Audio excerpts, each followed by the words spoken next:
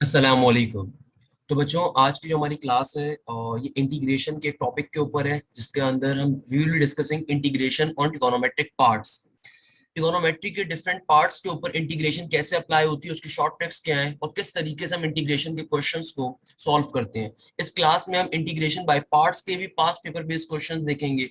ना सिर्फ ये चीज, बल्कि अगर डिफरेंट ट्रिगोनोमेट्री के क्वेश्चंस आ जाएं, उस सूरत हाल के अंदर आपने कहाँ जाना है, कैसे सिंप्लीफाई करना है, किस पैटर्न के ऊपर सॉल्व करना है उन क्वेश्चंस को, हम इस पैटर्न के क्वेश्चंस को भी देख रहे होंगे।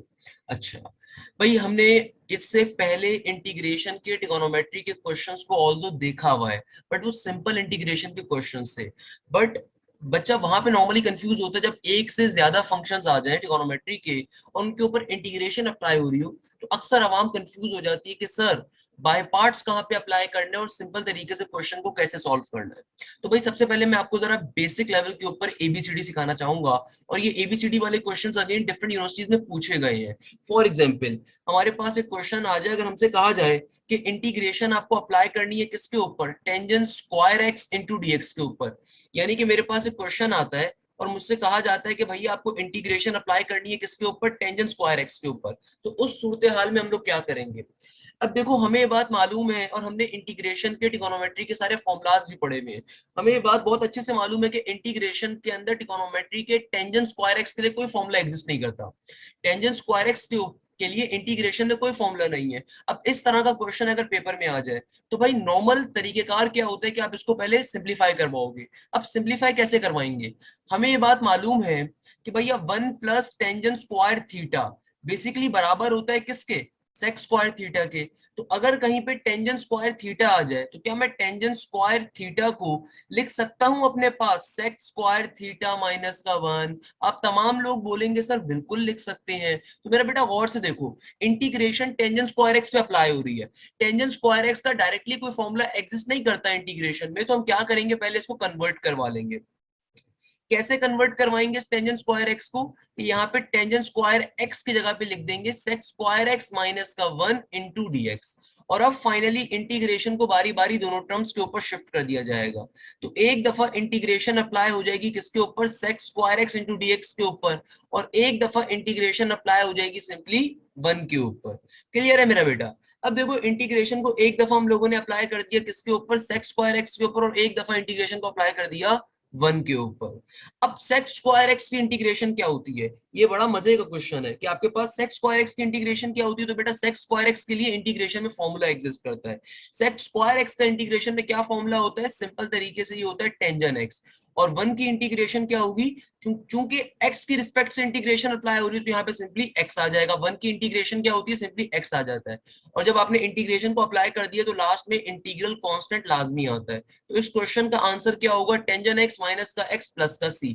जल्दी से बताओ बेटा, ये क्वेश्चन क्लियर है, किसी को इसमें कोई मसला। बेटा हो सकता है, बेटा हो सकता है आप में से किसी के जहन में बात आए कि सर आपने यहाँ पे पावर फॉर्मूला क्यों नहीं अप्लाई करा। बेटा पावर फॉर्मूला अप्लाई करने के लिए ये बेसिक कंडीशन होती है इंटीग्रेशन के पावर फॉर्मूला की कि बेस का बाहर डेरिवेटिव होना चाहिए। अब बेस टेंजन एक्स आ रहा है, तो टेंजन एक्स का डेरिवेटिव क्या होता है, सेक्स स्क्वायर। अगर ये बाहर एग्जिस्ट कर रहा होता तब उस सूरत के अंदर खाली हम लोग पावर फॉर्मूला अप्लाई कर सकते हैं। चूंकि एग्जिस्ट नहीं कर रहा था इसलिए हमें ये काम करना पड़ा। फॉर एग्जाम्पल एक और क्वेश्चन देखिएगा, ये क्वेश्चन मेहरान साइड से लिया गया है, बड़ा बेहतरीन क्वेश्चन है, बिल्कुल इससे मिलता जुलता क्वेश्चन है। कहता है कि इंटीग्रेशन अगर अप्लाई हो जाए किसके ऊपर, cot square x into dx के ऊपर, कहता है कि बताओ उसका सॉल्यूशन क्या होगा। यानी कि इंटीग्रेशन अप्लाई हो रही है किसके ऊपर, कॉट स्क्वायर के ऊपर। अब देखो कॉट स्क्वायर का इंटीग्रेशन में कोई फॉर्मूला एग्जिस्ट नहीं करता मेरा बेटा, कॉट स्क्वायर का इंटीग्रेशन के अंदर कोई फॉर्मूला एग्जिस्ट नहीं करता। और यहाँ पे हम पावर फॉर्मूला भी अप्लाई नहीं कर सकते। क्यों नहीं अप्लाई कर सकते, क्योंकि बेस का बाहर डेरिवेटिव नहीं है। कॉट का डेरिवेटिव क्या होगा, कॉट का यानी कि बेस का डेरिवेटिव होगा सिंपल तरीके से नेगेटिव का कोसेक। अब वो बाहर नेगेटिव का कोसेक स्क्वायर, अब वो बाहर मौजूद नहीं है। जब नहीं मौजूद तो पावर फॉर्मूला फेल हो गया, आपके सारे फॉर्मूलाज फेल हो गए, क्योंकि ट्रिगोनोमेट्री के अंदर कॉट स्क्वायर के लिए कोई डायरेक्टली फॉर्मूला एग्जिस्ट नहीं करता। तो क्या करेंगे, इस क्वेश्चन को सिंप्लीफाई करवाने के लिए, इस क्वेश्चन को सिंप्लीफाई करवाने के लिए पहले कन्वर्ट करवाया जाएगा। कैसे कन्वर्ट करवाएंगे मेरा बेटा, उसके पीछे बहुत ही आसान सा तरीका है, और वो क्या है कि 1 प्लस कॉट स्क्वायर एक्स बराबर होता है किसके, कोसेक स्क्वायर एक्स के। यानी कि 1 प्लस कॉट स्क्वायर थीटा बराबर होता है किसके, कोसेक स्क्वायर थीटा के। तो अगर मुझे कॉट स्क्वायर थीटा की वैल्यू चाहिए, अगर मुझे कॉट स्क्वायर थीटा की वैल्यू चाहिए तो मेरा बेटा वो कैसे आएगी, सिंपल तरीके से वो आ जाएगी। अगर प्लस के 1 को वहां भेज देंगे तो क्या बन जाएगा, कॉट स्क्वायर थीटा की वैल्यू आ जाएगी कोसेक स्क्वायर एक्स माइनस का 1। यानी कि कॉट स्क्वायर एक्स किसके बराबर होगा, कोसेक स्क्वायर एक्स माइनस के 1 के बराबर होगा। तो भाई यहाँ पे देखो कॉट स्क्वायर एक्स की जगह पे यानी कि मैं क्या लिख सकता हूँ, सिंप्लीफाई करवा के इसको लिख सकता हूं कोसेक स्क्वायर एक्स माइनस का 1 इंटू डीएक्स। क्लियर है मेरा बेटा। अब फाइनली इंटीग्रेशन को बारी बारी दोनों टर्म्स पे अप्लाई करवा दिया जाएगा। तो इंटीग्रेशन एक बार अप्लाई हो जाएगी किसके ऊपर, कोसेक स्क्वायर के ऊपर, एक बार अप्लाई हो जाएगी 1 के ऊपर। क्लियर है। तो इंटीग्रेशन हम लोगों ने क्या करना है, एक बार अप्लाई कर देना है कोसेक स्क्वायर एक्स डीएक्स के ऊपर, और एक दफा इंटीग्रेशन अप्लाई हो जाएगी 1 के ऊपर। तो भैया कोसेक स्क्वायर के लिए क्या इंटीग्रेशन में फॉर्मूला एग्जिस्ट करता है, जल्दी से बताइए मेरा बच्चा, क्या कोसेक स्क्वायर के लिए इंटीग्रेशन में फॉर्मूला एग्जिस्ट करता है, बिल्कुल करता है।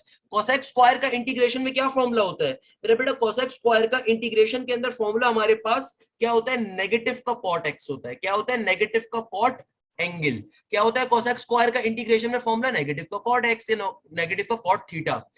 क्या हो जाएगा, सिंपल तरीके से नेगेटिव का कॉट एक्स। और 1 की इंटीग्रेशन क्या हो जाएगी, 1 की इंटीग्रेशन सिंपली एक्स हो जाएगी। तो हमारा फाइनल आंसर आ गया, लास्ट में प्लस के सी के साथ लिख दिया जाएगा। इस तरीके से क्वेश्चन सॉल्व हो जाएगा। जल्दी से बताओ इस क्वेश्चन में कोई मसला। तो बेटा अगर यहां तक की बात क्लियर है तो आपको आई गेस मैंने दो बेसिक चीजें बता दी कि भाई देखो कभी भी टेंजेंट के ऊपर स्क्वायर आएगा तो ऑब्वियसली टेंजेंट स्क्वायर कोई फॉर्मूला एग्जिस्ट नहीं करता, उसको कन्वर्ट करवा के सॉल्व करते हैं। सिमिलरली कभी भी अगर आपके पास क्वेश्चन आ जाए किसके ऊपर, कॉट स्क्वायर के ऊपर, तो कॉट स्क्वायर का भी फॉर्मूला एग्जिस्ट नहीं करता, उसको कन्वर्ट करवा के सॉल्व करेंगे। वाइल अगर आपके पास कभी भी सिंपल कोसेक स्क्वायर के ऊपर या सेक स्क्वायर पे फॉर्मूला आ जाए, इंटीग्रेशन आ जाए, तो उनके फॉर्मूलाज एग्जिस्ट करते हैं, उनको तो हम इजीली सॉल्व कर सकते हैं। अब यहां तक की अगर बात हमें क्लियर होती है, वो छोटा सा कॉन्सेप्ट क्या है कि अगर कभी हमारे पास क्या हो जाए, कभी अगर हमारे पास साइन स्क्वायर एक्स के ऊपर इंटीग्रेशन आ जाए, कभी हमारे पास साइन स्क्वायर एक्स के ऊपर इंटीग्रेशन आ जाए, या फिर कभी हमारे पास कॉस स्क्वायर एक्स के ऊपर इंटीग्रेशन आ जाए, उस सूरत हाल के अंदर हम लोग क्या काम करेंगे, उस सूरत हाल में बड़ी मजे का काम करते हैं मेरा बेटा। क्या कहा मैंने, अगर कभी भी साइन के ऊपर स्क्वायर आ जाए या कॉस के ऊपर स्क्वायर आ जाए, तो उस सूरत हाल के अंदर हम लोग क्या फंक्शन परफॉर्म करेंगे, हम लोग क्या काम करेंगे, इस चीज को समझना बड़ा जरूरी है। आइए मेरा बेटा हमेशा याद रखिएगा, कभी भी साइन या कॉस के ऊपर, कभी भी साइन या कॉस के ऊपर इवन पावर आ रही हो, कभी भी साइन या कॉस के ऊपर क्या आ रही हो, इवन पावर, तो इस सूरत हाल के अंदर हम कोशिश ये करते हैं कि ट्रिगोनोमेट्रिक आइडेंटिटीज के फॉर्मूलाज को अप्लाई करवाएं, उसके ऊपर पहले अपने फंक्शन को सिंप्लीफाई करवाएं। सर क्या मतलब आपकी बात का, समझ नहीं पा रहे, आइए मैं समझाता हूं। मेरा बेटा कभी भी आपके पास साइन स्क्वायर थीटा होता है तो इसका ट्रिगोनोमेट्रिक आइडेंटिटी में एक फॉर्मूला है, और साइन स्क्वायर थीटा के लिए ट्रिगोनोमेट्रिक आइडेंटिटी में क्या फॉर्मूला होता है, 1 माइनस का कॉस 2 थीटा डिवाइडेड बाय 2। इसी तरीके से कभी भी आपके पास कॉस के ऊपर स्क्वायर आ जाए तो इसका भी ट्रिगोनोमेट्रिक आइडेंटिटी में फॉर्मूला है, और ये क्या फॉर्मूला होता है, 1 प्लस का कॉस 2 थीटा डिवाइडेड बाय 2। यानी कि कभी भी आपके पास साइन पे स्क्वायर आ जाए तो उसका ट्रिगोनोमेट्रिक आइडेंटिटी में फॉर्मूला क्या होता है, ये होता है 1 minus cos 2 theta divided by 2। और कॉस के ऊपर कभी भी स्क्वायर आ जाए तो ट्रिगोनोमेट्री का फॉर्मूला है, क्या फॉर्मूला है, 1 plus cos 2 theta divided by 2। यानी कि कभी भी आपके पास साइन या कॉस के ऊपर इवन पावर आ रही हो, हम हमेशा कोशिश करते हैं कि अपने क्वेश्चन को सिंप्लीफाई करवाने के लिए ट्रिगोनोमेट्रिक आइडेंटिटी के फॉर्मूलाज को अप्लाई करवाएं। देखो मैंने हमेशा एक बात कही है, इंटीग्रेशन मुश्किल नहीं है, इंटीग्रेशन के शॉर्ट ट्रिक्स को अपने जहन में रखना इज अ डिफिकल्ट थिंग। उसकी कैसे रख सकते हो, अगर आप बार बार प्रैक्टिस करोगे तो खाली उस सूरत में रख सकते हो। फॉर एग्जाम्पल, अब ये क्वेश्चन आपको बेतहाशा यूनिवर्सिटीज के अंदर दिखेगा कि इंटीग्रेशन अप्लाई हो रही है किसके ऊपर, साइन स्क्वायर एक्स के ऊपर। कैसे सॉल्व करेंगे इस क्वेश्चन को? देखो, अगर इंटीग्रेशन आपके पास अप्लाई हो रही है साइन स्क्वायर एक्स के ऊपर, तो इस क्वेश्चन को सॉल्व कैसे करेंगे? इसको कन्वर्ट करवाएंगे किसके ऊपर? ट्रिगोनोमेट्रिक आइडेंटिटी के फॉर्मूला के ऊपर इसको आप पहले कन्वर्ट करवाओगे। अब ये कन्वर्ट कैसे करवाते हैं? देखो यहाँ पे फॉर्मूला बड़ा सिंपल सा है, 1 माइनस का कॉस 2 थीटा, और थीटा यहाँ पे क्या होता है? एंगल होता है। जो भी यहाँ पे एंगल की वैल्यू होगी थीटा में जाती है। Same goes for cos square theta के लिए ट्रिगोनोमेट्री का फॉर्मूला क्या है? 1 plus cos 2 theta divide by 2। ये थीटा यहाँ पे क्या एंगल है, जो भी थीटा की वैल्यू होगी यहाँ पे लिखी जाएगी, और ये 2 फॉर्मूले का होता है। तो अगर मेरे पास कहा जाता है, मुझे क्वेश्चन पेपर में आता है कि इंटीग्रेशन अप्लाई करवानी है किसके ऊपर? साइन स्क्वायर एक्स के ऊपर या साइन स्क्वायर थीटा के ऊपर, तो पहले आप इसको सिंप्लीफाई करवाओगे। और सिंप्लीफाई कैसे करवाएंगे मेरा बेटा? सिंपल तरीके से क्या आ जाएगा यहाँ पे? ये आ जाएगा 1 माइनस का cos 2 theta divided by 2 into D theta का डी थीटा, या डी एक्स का X as it is. Variable X आ रहा है तो यहाँ पे एक्स लिखा जाएगा। सही है भाई। अब आपको इंटीग्रेशन इस पे अप्लाई करवानी है। आपके पास साइन स्क्वायर एक्स के ऊपर इंटीग्रेशन आ रही थी, क्योंकि साइन स्क्वायर एक्स के लिए इंटीग्रेशन में कोई फॉर्मूला एग्जिस्ट नहीं करता। आपके पास पावर फॉर्मूला यहाँ पे फेल हो जाए, क्योंकि बेस का बाहर डेरिवेटिव नहीं है, कुछ अप्लाई नहीं कर सकते, कुछ सॉल्व नहीं कर सकते। अच्छा, हो सकता है आप में से कोई बच्चा सोचे सर पाइथागोरस थ्योरम अप्लाई कर दे, तो मेरा बेटा उसके ऊपर भी आपके पास 1 माइनस कॉस स्क्वायर एक्स ही आएगा। उसके ऊपर भी आपको ये चीज बाद में अप्लाई करनी पड़ेगी, लंबा क्वेश्चन हो जाएगा फजूल के अंदर। तो आपके पास तरीकेकार क्या होता है, कभी भी साइन या कॉस में हायर पावर आ रही हो, इवन पावर, उसको आप कन्वर्ट करवाते हो ट्रिगोनोमेट्रिक आइडेंटिटी के ऊपर। ट्रिगोनोमेट्रिक आइडेंटिटी पे कन्वर्ट करवाने के बाद आपने साइन स्क्वायर का या कॉस स्क्वायर का फॉर्मूला अप्लाई कर देना है। जब ये फॉर्मूला अप्लाई कर दिया, अब इसके ऊपर इंटीग्रेशन अप्लाई करना बहुत इजी होगा। देखो ये 2 यहाँ पे नीचे क्या हो रहा है? डिवाइड हो रहा है। 2 क्या है? Constant term. तो इस 2 को उठा के आप पहले लिख दोगे। इंटीग्रेशन सिंपल तरीके से 1 माइनस के cos 2x इंटू dx के ऊपर अप्लाई हो जाएगी। इंटीग्रेशन सिंपल तरीके से 1 माइनस के cos 2x के ऊपर क्या होगी? अप्लाई हो जाएगी। देखो हाफ का हाफ एज इट इज आएगा। ये इंटीग्रेशन बारी बारी दोनों टर्म्स के ऊपर अप्लाई करवा देंगे। चूंकि नीचे वाला 2 एक कांस्टेंट टर्म था, उसको पहले ही बाहर भेज दिया, और अब फाइनली इंटीग्रेशन को एक दफा 1 पे अप्लाई करवाना है, और एक दफा ये इंटीग्रेशन अप्लाई हो जाएगी किसके ऊपर? cos 2x इंटू dx के ऊपर। क्लियर है मेरा बच्चा? देखो ये बाहर वाला हाफ का हाफ तो एज इट इज रहेगा। इंटीग्रेशन 1 पे कैसे अप्लाई होगी? 1 की इंटीग्रेशन क्या हो जाएगी? x हो जाएगी। और जब मैं फाइनली cos 2x के ऊपर इंटीग्रेशन अप्लाई करवाने पे जाऊंगा, तो कॉस का इंटीग्रेशन में फॉर्मूला क्या होगा? साइन होगा। बहुत से बच्चे बगलोली मारेंगे, जल्दबाजी में लिख देंगे यहाँ पे सर साइन 2x आ जाएगा। नहीं मेरा बेटा, नहीं आ सकता, क्योंकि बाहर एंगल का डेरिवेटिव नहीं मौजूद है। इंटीग्रेशन सॉल्व करते हुए, इंटीग्रेशन के क्वेश्चंस को करते हुए आपका जहन हाजिर होना चाहिए। आपको बात मालूम होनी चाहिए कि भाई एंगल का बाहर डेरिवेटिव होना कंपलसरी है, शर्त है खुदारा। तो अब यहाँ पे cos 2x के ऊपर मैं भी इंटीग्रेशन अप्लाई नहीं कर सकता, क्योंकि बाहर एंगल का डेरिवेटिव नहीं मौजूद। एंगल 2x आ रहा है, डेरिवेटिव 2 होगा, तो पहले मल्टीप्लाई डिवाइड करवा के हम लेकर आएंगे। क्लियर है भाई? तो इस तरीके से हम लोग लेकर आ गए। अब जब लेकर आ गए तो यहाँ पे हाफ का half as it is, x minus का हाफ एज इट इज। अब फाइनली मैंने चूंकि एंगल का बाहर डेरिवेटिव कंप्लीट करवाया हुआ है, और मुझे बात मालूम है कि इंटीग्रेशन में कॉस के लिए फॉर्मूला क्या होता है मेरा बेटा? ये होता है पॉजिटिव का साइन, और जो भी एंगल आ रहा है वो एंगल एज इट लिख दिया जाएगा। तो हमारा फाइनली आंसर क्या हो जाएगा? ये हो जाएगा हाफ एक्स माइनस का, ये हाफ अंदर वाले हाफ से मल्टीप्लाई को तो क्या बन जाएगा? 1/4 इंटू साइन 2x प्लस का c। ये इस क्वेश्चन का फाइनल आंसर आ जाएगा। जल्दी से बताओ बेटा, बात पल्ले पड़ती है? क्वेश्चन क्लियर है सब? अच्छा भाई, अगर आपको यहां तक की बात क्लियर है मेरा बेटा, तो नेक्स्ट क्वेश्चन के ऊपर मूव करेंगे। और नेक्स्ट क्वेश्चन क्या आ रहा है? Integration cos square x. कहा जाता है कॉस स्क्वायर के ऊपर इंटीग्रेशन लेनी है। अगेन बहुत ही आसान क्वेश्चन है। क्या कह रहा है कि भैया cos स्क्वायर एक्स के ऊपर इंटीग्रेशन अप्लाई करनी है। कैसे सॉल्व करेंगे मेरा बेटा इस क्वेश्चन को? बहुत बेसिक सी लॉजिक। देखो cos स्क्वायर एक्स का इंटीग्रेशन में क्या फॉर्मूला होता है मेरा बेटा? cos स्क्वायर एक्स के लिए इंटीग्रेशन में कोई फॉर्मूला एग्जिस्ट नहीं करता। जब कोई फॉर्मूला एग्जिस्ट नहीं करता तो पहले इसको सिंप्लीफाई करना पड़ेगा। और सिंप्लीफाई किस मेथड पे करेंगे? ट्रिगोनोमेट्रिक आइडेंटिटी के मेथड पे सॉल्व करेंगे। सिंपल तरीके से इंटीग्रेशन का इंटीग्रेशन यहाँ पे एडिट रहेगा। cos स्क्वायर एक्स का इंटीग्रेशन में क्या फॉर्मूला होता है? कोई फॉर्मूला नहीं होता, सिंप्लीफाई करवाना पड़ेगा। सिंप्लीफाई कैसे करवाएंगे? 1 प्लस के cos 2x डिवाइडेड बाय 2 के ऊपर। ये बेसिकली हमारे पास क्या होता है, ट्रिगोनोमेट्रिक आइडेंटिटी का फॉर्मूला होता है। तो इस तरीके से हम लोगों ने क्या किया, सिंपल तरीके से cos स्क्वायर एंगल को सिंप्लीफाई करवा दिया 1 plus cos 2 angle divided by 2 के ऊपर। अब देखो ये नीचे वाला 2 चूंकि कांस्टेंट टर्म है तो इसको उठा के पहले बाहर फेंक देते हैं, तो 2 बाहर चला जाएगा, ये 1/2 क्या होगा, बाहर चला जाएगा। और इंटीग्रेशन हमारे पास सिंपल तरीके से अप्लाई हो जाएगी 1 plus cos 2x into dx के ऊपर। क्लियर है मेरा बच्चा? अब देखो ये हाफ का हाफ यहाँ पे एज इट इज रहेगा, इंटीग्रेशन एक बार अप्लाई होगी 1 के ऊपर, बीच में साइन आएगा प्लस का, इसी तरीके से इंटीग्रेशन एक बार अप्लाई हो जाएगी cos 2x इंटू dx के ऊपर। ओके, ये हाफ का हाफ देखिए यहाँ पे एज इट इज रहेगा, इंटीग्रेशन 1 पे अप्लाई होगी तो आंसर क्या आ जाएगा, x आ जाएगा। इंटीग्रेशन जब 1 पे अप्लाई होगी तो आंसर क्या आ जाएगा, x आ जाएगा, प्लस का सिंबल। इंटीग्रेशन फिर cos 2x पे अप्लाई करेंगे, मेरा बेटा cos 2x के ऊपर इंटीग्रेशन अभी डायरेक्टली अप्लाई नहीं कर सकते, तो क्या करेंगे, एंगल का बाहर डेरिवेटिव देना कंपलसरी है। तो एंगल चूंकि 2x आ रहा है और 2x का डेरिवेटिव क्या होगा, 2 होगा, क्योंकि बाहर एग्जिस्ट नहीं कर रहा तो पहले मल्टीप्लाई डिवाइड करवा के हम इसको लेकर आएंगे। तो क्या बन जाएगा, ये बन जाएगा cos 2x into 2 into dx। Clear है भाई? तो ये हाफ का हाफ देखिए एज इट इज रहेगा, और ये जब ब्रैकेट्स को मल्टीप्लाई करवाएंगे, ओपन करवाएंगे, तो ये हाफ वाली टर्म मतलब भाई तमाम टर्म से मल्टीप्लाई हो रही होगी, तो हाफ एक्स का half x as it is, और यहाँ पे हाफ इंटू हाफ क्या हो जाएगा मेरा बेटा, प्लस का 1/4 हो जाएगा। और इंटीग्रेशन का cos 2x में आप फॉर्मुला अप्लाई कर सकते हैं। अब फॉर्मुला कैसे अप्लाई कर सकते हैं, क्योंकि मेरा बेटा एंगल का बाहर डेरिवेटिव ले चुके हैं, तो cos 2x का इंटीग्रेशन में क्या फॉर्मुला होगा, सिंपल तरीके से cos का इंटीग्रेशन में फॉर्मुला साइन होता है, तो यहाँ पे साइन इंटू एंगल आ जाएगा, प्लस का सी एज इट इज का एज इट इज। इस तरीके से इस क्वेश्चन का आंसर आ जाएगा। बेटा ये क्वेश्चन सबसे पहले मैंने आपको बेसिक मेथड पे सॉल्व करवाए हैं, अगर बेसिक मेथड आ गया आपको समझ में, तो अब मैं आपको शॉर्ट ट्रिक के ऊपर सॉल्व करवाऊंगा। मगर उससे पहले जस्ट लेट मी नो कि आपको बेसिक मेथड के ऊपर, ओरिजिनल मेथड के ऊपर एक क्वेश्चन समझ में आया, क्लियर है नहीं क्लियर है, जल्दी से बता दो। तो भाई तो बेटा अगर आपको यहां तक की बात क्लियर है ना, आइए मैं आपको शॉर्ट ट्रिक के ऊपर यही क्वेश्चन सॉल्व करवाऊंगा। अगर आपने देखा हो कि यार ओरिजिनल मेथड पे करने पे कितना ज्यादा हमारा टाइम खर्च हो रहा था, तो भाई ये वाला जो क्वेश्चन है ना, इस तरह का क्वेश्चन बहुत ज्यादा आपके पास डिफरेंट यूनिवर्सिटीज में पूछा जाता है। फॉर एग्जाम्पल आपसे कह देगा कि इंटीग्रेशन अप्लाई करो साइन स्क्वायर एक्स के ऊपर, जो मैंने भी क्वेश्चन आपको ओरिजिनल मेथड से करवाया, या फिर आपसे कह देगा कि इंटीग्रेशन अप्लाई करो कॉस स्क्वायर एक्स के ऊपर, तो ये क्वेश्चन मैं आपको ओरिजिनल मेथड पे करवा चुका हूँ।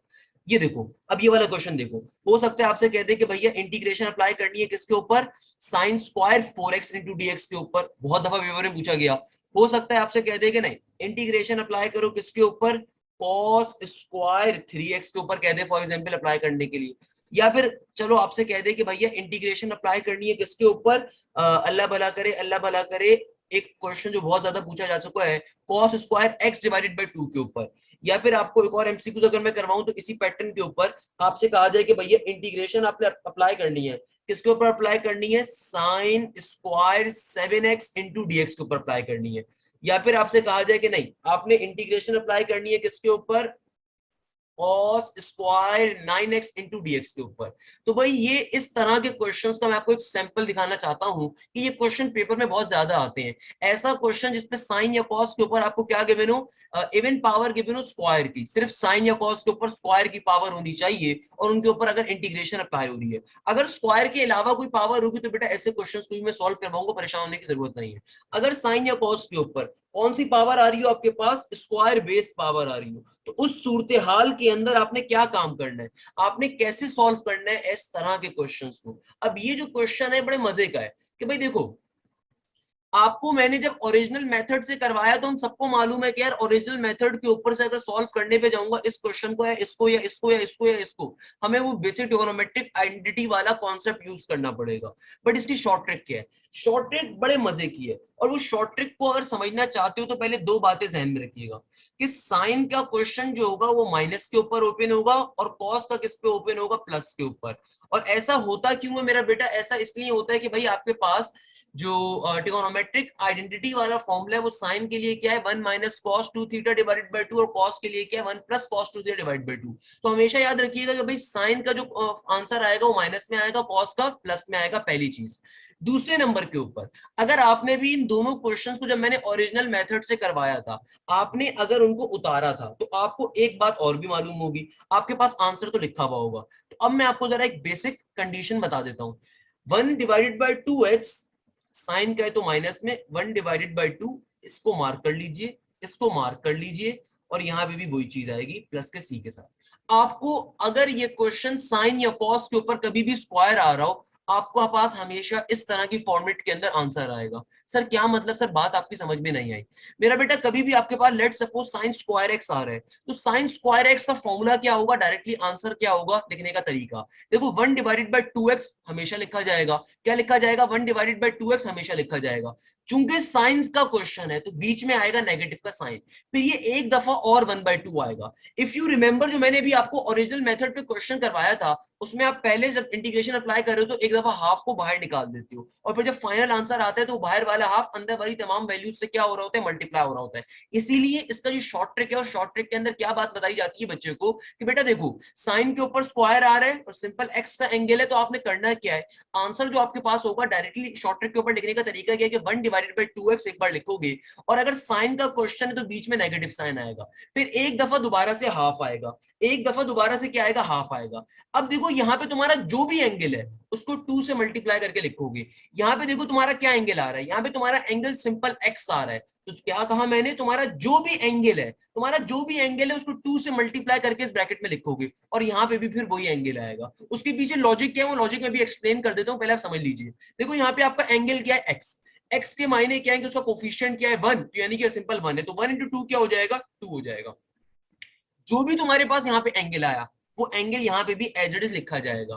क्लियर है भाई, तो ये इसका सिंपल से आंसर आ गया। आप जाके जो पिछला आपने क्वेश्चन अभी उतारा होगा उसको जाके चेक कर लीजिए, उसके अंदर आपका यही आंसर आ रहा होगा। ऐसा होता क्यों है वो भी सुन लो भाई। साइन या कॉस का जो आपके पास फॉर्मूला होता है, उस फॉर्मूले में क्या चीज है, उस फॉर्मूले में आपके पास क्या फॉर्मूला है, 1 माइनस का कॉस 2 थीटा। जो 2 जो है बेसिकली वो एंगल से मल्टीप्लाई हो रहा है, इसलिए वो एक दफा नीचे लिखते हो एक दफा ऊपर लिखते हो। उसके पीछे रीजन क्या है कि भाई जब मैं यहाँ पे ट्रिगोनोमेट्रिक फंक्शन के इंटीग्रेशन पे जाऊंगा तो एंगल का चूंकि बाहर डेरिवेटिव लेना होगा तो जाहिर सी बात है वो टर्म एक बार नीचे भी आती है। That's the basic concept. मैं दोबारा से रिवाइज करवाता हूं। अब देखो फॉर एग्जांपल कॉस स्क्वायर के लिए आपने सॉल्व करना है। आपको फॉर एग्जांपल कॉस के ऊपर स्क्वायर आ रहा है, बेटा कॉस के ऊपर स्क्वायर है या साइन के ऊपर स्क्वायर है, तरीकेकार यही होगा, हमेशा यहाँ पे साइन लिखा जाएगा। उसके पीछे रीजन क्या है कि फॉर्मूला ओपन कॉस के ऊपर होता है और कॉस की इंटीग्रेशन क्या होती है, साइन होती है। क्या कहा, आप दोबारा सुनिएगा, बिल्कुल परेशान होने की जरूरत नहीं, मैं दोबारा जल्दी से रिपीट करवा रहा हूं। देखो इंटीग्रेशन अप्लाई हो रही है कॉस के स्क्वायर के ऊपर, तो एक दफा लिखोगे जल्दी से हाफ का हाफ, एक्स का एक्स एज इट इज।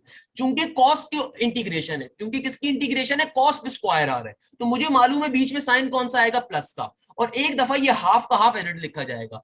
और इस हाफ से कौन सा नंबर मल्टीप्लाई होगा, देखो यहाँ पे तुम्हारा जो भी एंगल होगा कॉस स्क्वायर एक्स के साथ, जो भी तुम्हारा एंगल है यहाँ पे, वो एंगल 2 से मल्टीप्लाई करके यहाँ पे लिखोगे। किससे मल्टीप्लाई करके लिखोगे, 2 से, तो 2 × 1 क्या हो जाएगा, 2 हो जाएगा।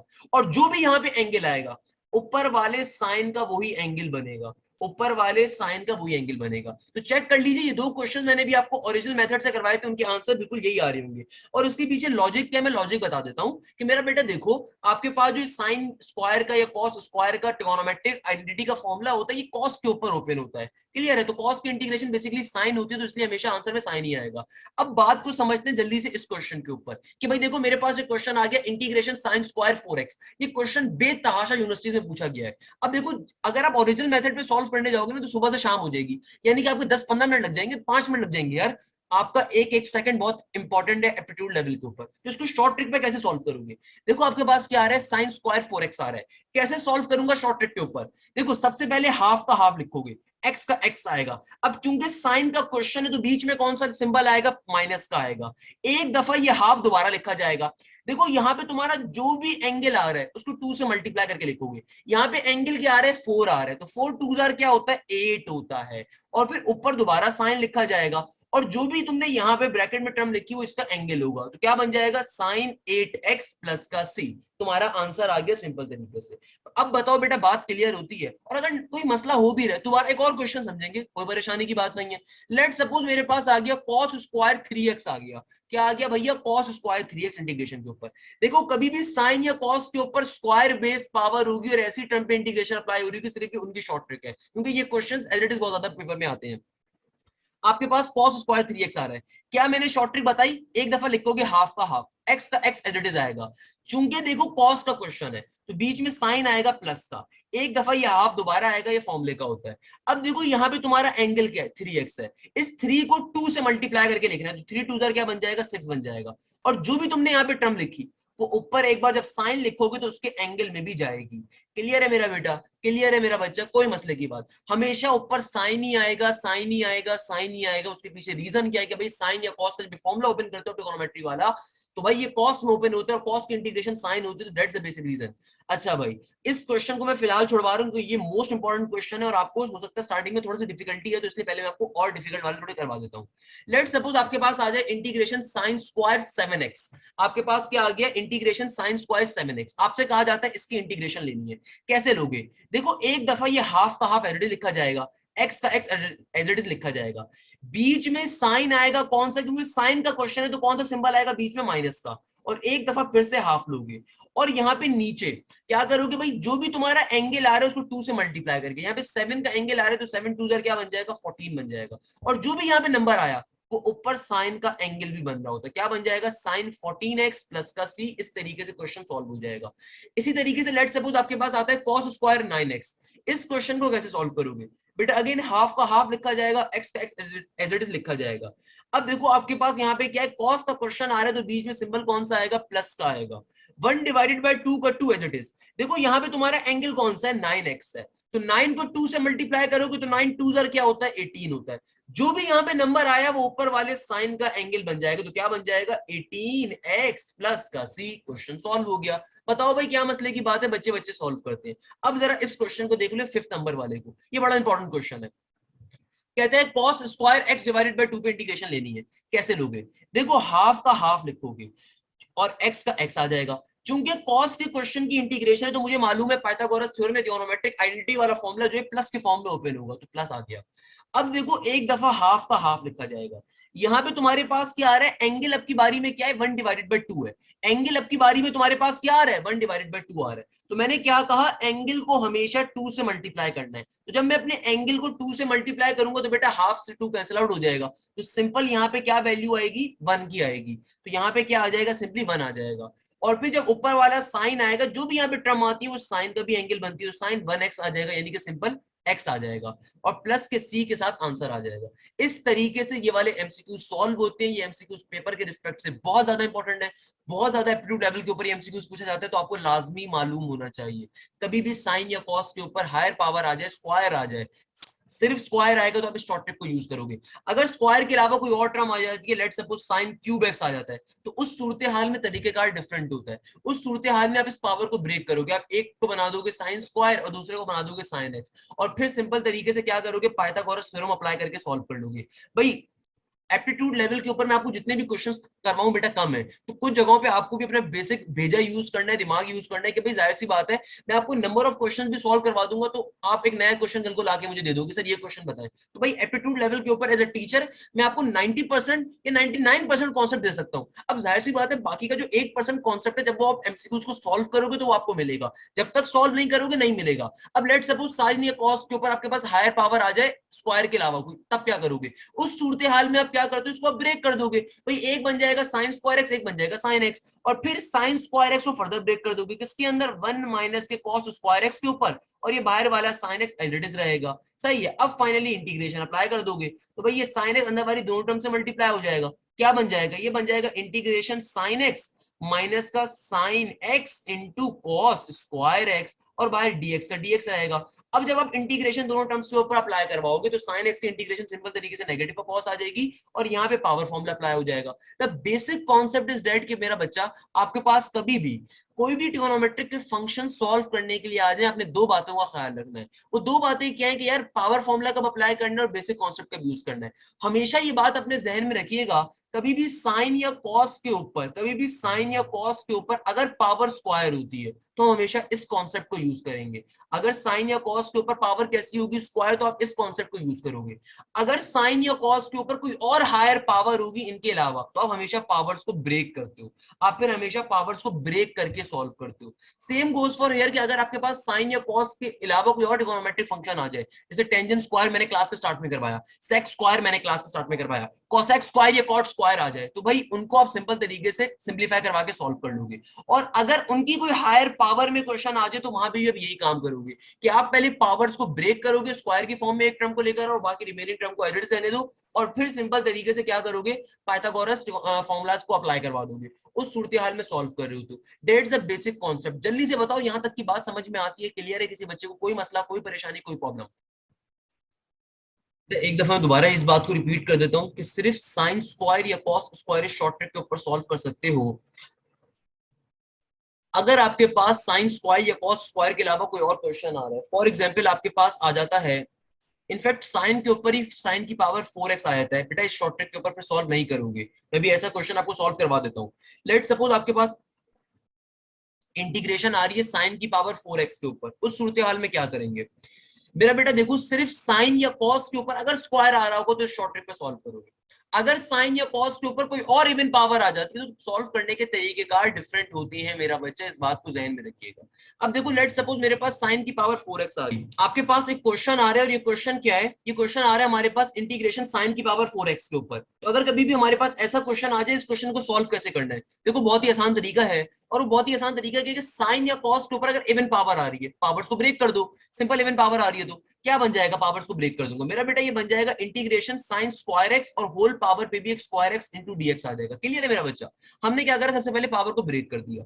अब जब पावर को ब्रेक कर दिया तो आसान तरीके कार क्या है, मैंने आप लोगों को पाइथागोरस और ट्रिगोनोमेट्रिक आइडेंटिटीज के फॉर्मूलाज पढ़ाए हुए हैं। सिंपल तरीके से साइन स्क्वायर एक्स की जगह पे मैं क्या लिख सकता हूं, मैं लिख सकता हूं 1 माइनस का कॉस 2x, और होल डिवीजन में क्या आ जाएगा 2 का 2, और बाहर एक स्क्वायर का स्क्वायर एज इट इज रहेगा। यानी कि हम लोगों ने क्या किया, हम लोगों ने सिंपल तरीके से इस साइन स्क्वायर एक्स को ब्रेक कर दिया। कैसे ब्रेक करा कि भाई 1 minus cos 2x divided by 2 के ऊपर, और फिर बाहर होल स्क्वायर का whole square as it is. आपके जहनों में क्या क्वेश्चन आ रहा होगा मुझे मालूम है कि सर आपने इसको पाइथागोरस आइडेंटिटी पे क्यों नहीं सॉल्व किया, कि सर यहाँ पे सिंपल तरीके से 1 माइनस का कॉस स्क्वायर बन जाता। तो मेरा बेटा उस सूरत के अंदर हमारे पास साइन स्क्वायर एक्स जगह पे कॉस स्क्वायर आ जाता, बात वही रहती, क्वेश्चन सॉल्व करना फिर भी मुश्किल ही रहता। तो इसीलिए हम लोगों ने इसको किस पे डाल दिया, कभी भी साइन या कॉस के ऊपर स्क्वायर आ रहा हो इंटीग्रेशन में, हम कोशिश करते हैं ट्रिगोनोमेट्रिक आइडेंटिटीज के फॉर्मूले पे जाने की। तो हमने साइन स्क्वायर एक्स का ट्रिगोनोमेट्रिक आइडेंटिटीज का फॉर्मूला अप्लाई करा, और वो क्या बन जाएगा, 1 माइनस का cos 2x डिवाइडेड बाय 2। अभी शॉर्ट ट्रिक यहाँ पे अप्लाई नहीं कर सकते खुदा रहा, क्योंकि अभी इंटीग्रेशन अप्लाई नहीं हो रही 1 माइनस cos 2x के ऊपर। अभी इसके ऊपर इतना बड़ा होल स्क्वायर भी आ रहा है, तो जब होल स्क्वायर को पहले मैं सिंप्लीफाई करवाऊंगा तो मेरा बेटा ये स्क्वायर ऊपर वाली टर्म पे अलग अप्लाई होगा, नीचे वाली टर्म के ऊपर अलग अप्लाई होगा। तो क्या बन जाएगा, 1 माइनस cos 2x का होल स्क्वायर, और नीचे 2 का स्क्वायर क्या हो जाएगा, 4 हो जाएगा। बाहर dx का dx एज इट इज रहेगा। तो भाई सिंपल तरीके से 4 जो यहाँ पे होल डिवाइड हो रहा है, इसको उठा के हम बाहर फेंक देंगे। ये जो 4 यहाँ पे आ रहा है कांस्टेंट टर्म, इसको उठा के क्या करेंगे, बाहर फेंक देंगे। और इंटीग्रेशन सिंपल तरीके से अप्लाई हो जाएगी 1 माइनस cos 2x के होल स्क्वायर के ऊपर। अब यहाँ पे फाइनली a माइनस बी के होल स्क्वायर का फॉर्मूला ओपन करेंगे, क्या बन जाएगा, 1 का 1 एज इट इज। सही है, 1 का स्क्वायर क्योंकि 1 ही होता है, माइनस का 2 फॉर्मूले का, और यहाँ पे क्या आ जाएगा cos 2x, क्योंकि फॉर्मूला क्या होता है, a स्क्वायर माइनस का 2ab प्लस का b स्क्वायर। सिमिलरली यहाँ पे क्या बन जाएगा, cos 2x का होल स्क्वायर इंटू dx का dx। अब हम लोगों ने क्या काम किया, हम लोगों ने सिंपल तरीके से हमने यहाँ पे ऊपर a माइनस बी के होल स्क्वायर का फॉर्मूला ओपन कर दिया, और नीचे जो 4 आ रहा था इसको मैंने उठा के एज अ कांस्टेंट बाहर फेंक दिया। तो ये 1/4 का 1/4 एज इट इज रहेगा। अब गौर से देखिएगा, देखो बेटा 1 का स्क्वायर तो 1 ही होता है, सही है। अब क्या करते हैं, इंटीग्रेशन को तमाम टर्म्स के ऊपर शिफ्ट करवा देंगे। इंटीग्रेशन इस टर्म पे भी जाएगी, इंटीग्रेशन इस टर्म पे भी जाएगी, और इंटीग्रेशन इस टर्म पे भी मूव कर जाएगी। तो एक दफा इंटीग्रेशन अप्लाई हो जाएगी किसके ऊपर, 1 के ऊपर। एक दफा हमारे पास इंटीग्रेशन अप्लाई हो जाएगी किसके ऊपर मेरा बेटा, 1 के ऊपर, तो 1 पे भी इंटीग्रेशन चली जाएगी। इसी तरीके से एक दफा हमारी इंटीग्रेशन, ये माइनस का साइन एज इट इज रहेगा, इंटीग्रेशन अप्लाई हो जाएगी cos 2x into 2 into dx के ऊपर, प्लस का सिंबल एज इट इज। और इसी तरीके से एक दफा हमारी इंटीग्रेशन चली जाएगी cos 2x के होल स्क्वायर पे। अच्छा अब देखो मेरा बेटा, यहाँ पे cos 2x का क्या आ रहा है, स्क्वायर आ रहा है, मैथ्स का बेसिक कॉन्सेप्ट है। और वो मैथ्स का बेसिक कॉन्सेप्ट क्या है कि भाई आपके पास कभी भी किसी भी ट्रिगोनोमेट्रिक फंक्शन के ऊपर स्क्वायर आ रहा हो, लेट सपोज मैं आपसे कहता हूं कि साइन थीटा के ऊपर स्क्वायर आ रहा है, तो बेटा इसको कैसे लिखते हो, इसको साइन थीटा स्क्वायर लिखते हो या साइन स्क्वायर थीटा लिखते हो? जरा मुझे एक बात का जवाब दीजिएगा, बहुत से बच्चे अगले स्टेप में कंफ्यूज होंगे, इसलिए मैंने पहले आपको कहानी सुना दी कि मुझे बात बताओ, अगर कभी भी साइन थीटा के ऊपर होल स्क्वायर होता है तो उसको क्या लिखते हो, इसको साइन थीटा स्क्वायर लिखते हो या साइन स्क्वायर थीटा लिखते हो? अगर ये बात क्लियर होती है तो आपको आपको आपकी बात का जवाब मिल जाएगा। यानी कि यहाँ पे साइन थीटा का जो होल स्क्वायर आ रहा है ये किस पे लिख जाएगा, ये साइन थीटा पे जाएगा या साइन स्क्वायर पे जाएगा। मेरा बेटा यहाँ पे भी सेम वही कॉन्सेप्ट है कि देखो यहाँ पे क्या आ रहा है, यहाँ पे आ रहा है cos 2x का होल स्क्वायर। तो बहुत से बच्चे गलती करते हैं कि इसको cos 4x बना देंगे। बेटा ये cos 4x नहीं बनेगा, खुदारा इस बात को ध्यान में रखिएगा। उसके पीछे रीजन है, उसके पीछे लॉजिक है कि भाई ये स्क्वायर जो है ये फंक्शन के ऊपर जाएगा तो क्या बन जाएगा, cos square 2x into dx बन जाएगा। अब ये फाइनली हम इंटीग्रेशन अप्लाई करवा सकते हैं तमाम टर्म्स के ऊपर। तो अब इंटीग्रेशन कैसे अप्लाई करवाएंगे जरा जल्दी से देखिएगा।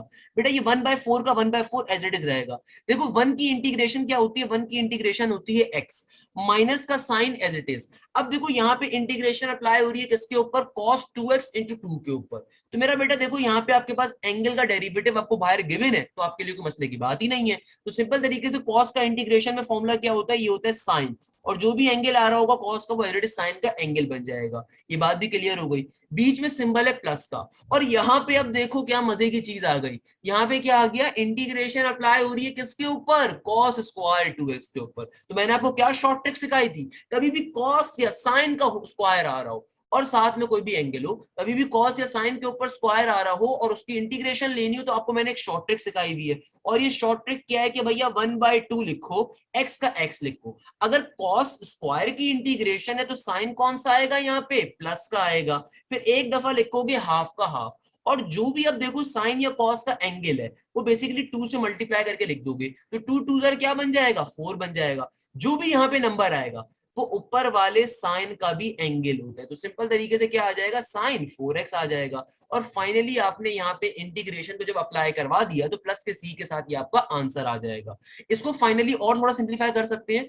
Again it depends upon the answers के मैं ऑप्शंस कौन से गिवन है। हो सकता है मेरा ऑप्शन यही हो तो यही करेक्ट ऑप्शन होगा, हो सकता है एग्जामिनर बोले थोड़ा और सिंप्लीफाई कर दो भाई, तो 1/4 अंदर वाली तमाम टर्म से क्या होगा, मल्टीप्लाई हो जाएगा। तो क्या बन जाएगा 1/4x, आगे क्या हो जाएगा, आगे हो जाएगा 1/4 साइन 2x, आगे क्या होगा, ये 1/4 जाके जब हाफ x से मल्टीप्लाई होगा तो क्या बन जाएगा, प्लस का 1/4 2 जार 8x, और फिर जब ये 1/4 4 2 जार क्या हो जाएगा 8, तो 8 4 जार क्या होता है हमारे पास 4 8 जार 32, इससे भी मल्टीप्लाई होगा, क्या बन जाएगा प्लस का 1/32 इंटू साइन 4x प्लस का c एज इट इज। तो ये आपका इस क्वेश्चन का फाइनल आंसर आ जाएगा।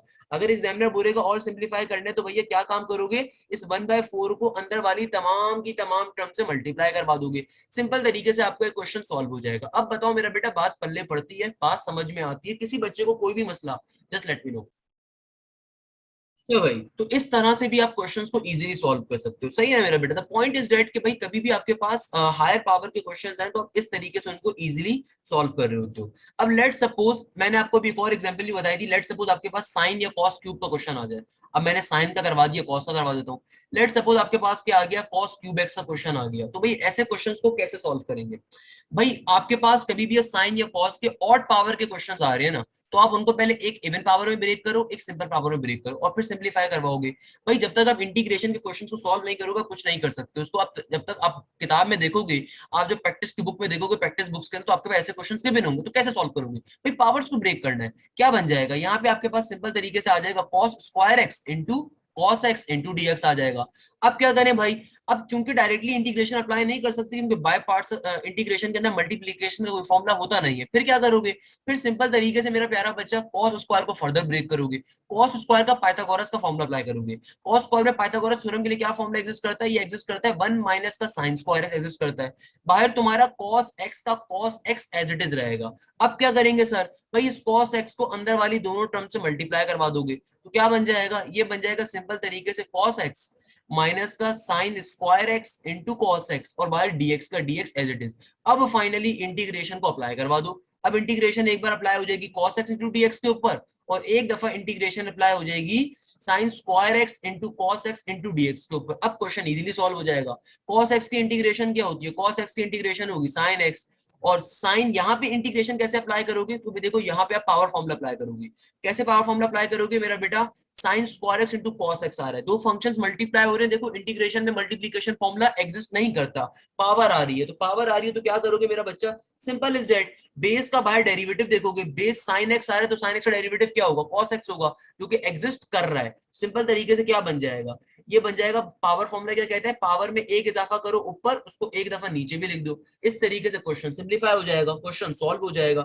बच्चे बच्चे सॉल्व करते हैं भाई इसको हमारे मुल्क के, बताओ भाई क्या मसले की बात है। ये क्वेश्चन मैं आपको कह रहा था ऐसे सॉल्व होगा, तो आपने मुझसे फरमाइश करी थी इसको बता दें कैसे होगा, मैंने बता दिया आपको। भाई सिंपल इज डेट, भाई बहुत नॉर्मल सी चीज है, कोई मसले वाली बात ही नहीं है इनके अंदर, बहुत सिंपल पैटर्न है। फॉर एग्जाम्पल अगर मैं इसी तरीके से आपको एक और क्वेश्चन दे दूं कि लेट सपोज आपके पास आ जाए कॉस की power 4x into sine x आ जाए, तो भाई अगेन इस क्वेश्चन को आप होमवर्क के तौर पे ले लीजिएगा, घर पे बैठ के सॉल्व कर लीजिएगा। भाई दो फंक्शंस मल्टीप्लाई हो रहे हैं मुझे मालूम है, मगर एक फंक्शन के दूसरे का डेरिवेटिव नहीं आ रहा। कॉस के ऊपर एक पावर आ रही है और उसकी बेस का बाहर डेरिवेटिव है।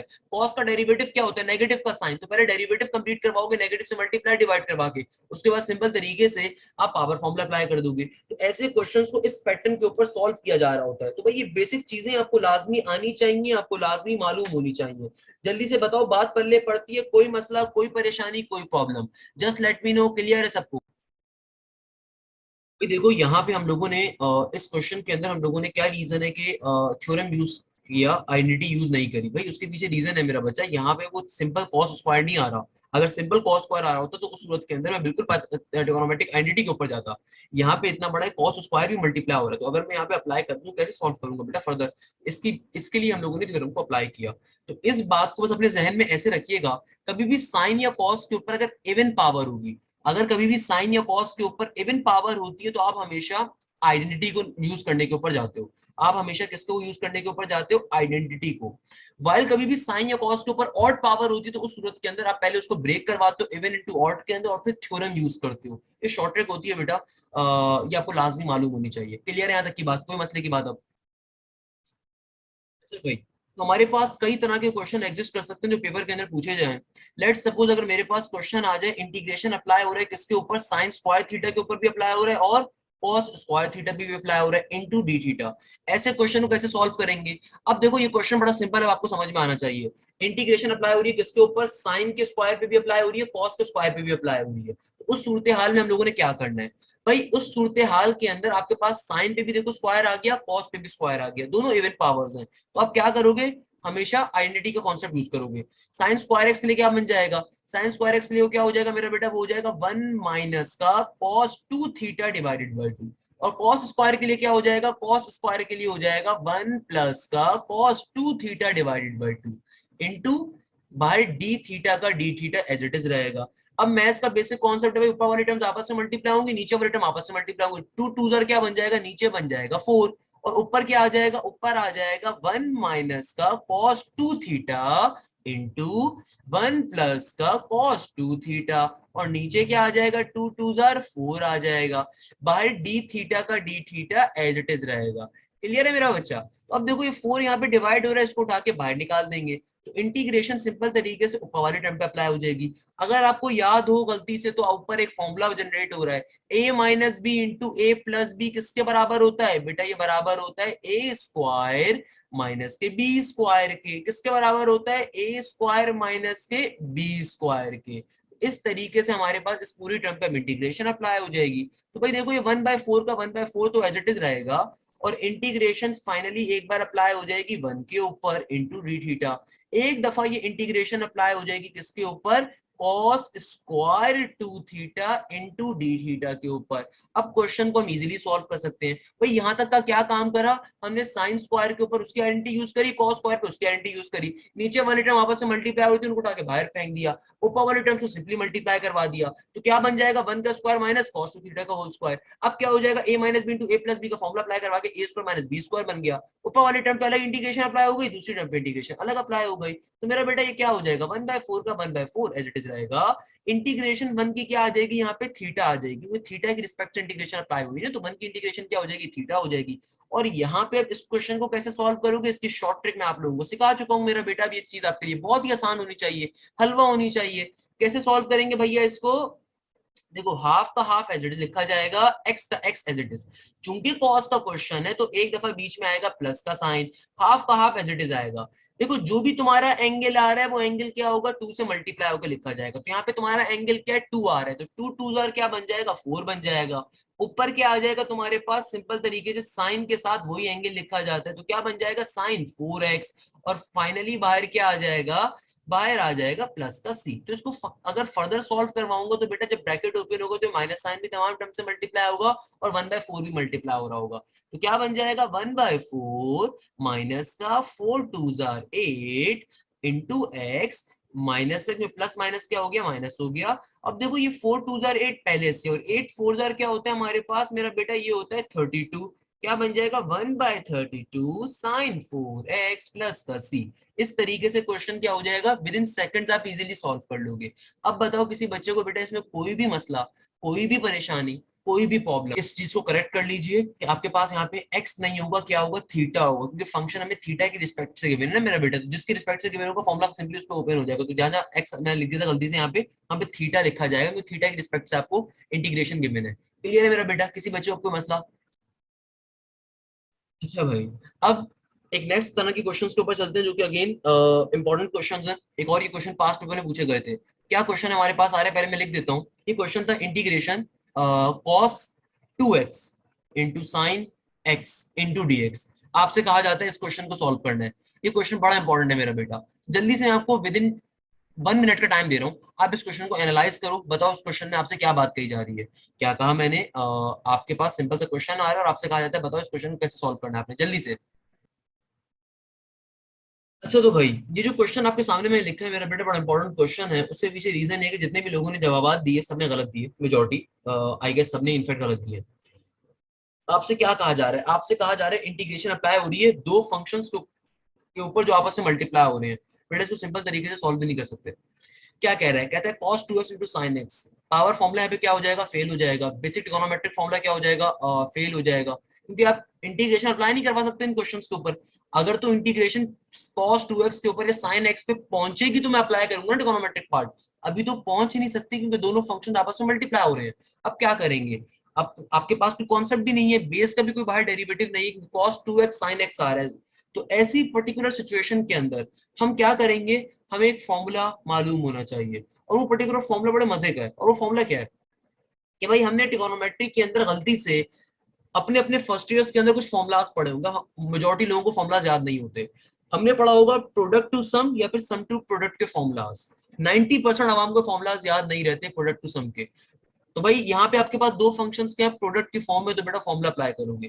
क्या फॉर्मुला मैं आपको रिवाइज करवा देता हूँ। कभी भी आपके पास सिंपल तरीके से क्या आ जाए, cos alpha into sine beta आ जाए, कॉस अल्फा साइन बीटा आ जाए, ये किसके बराबर होता है मेरा बेटा, ये बराबर होता है हाफ के। और फिर क्या लिखोगे, साइन लिखोगे, आगे लिखोगे अल्फा प्लस का बीटा, और फिर आगे लिखोगे माइनस का साइन अल्फा माइनस का बीटा।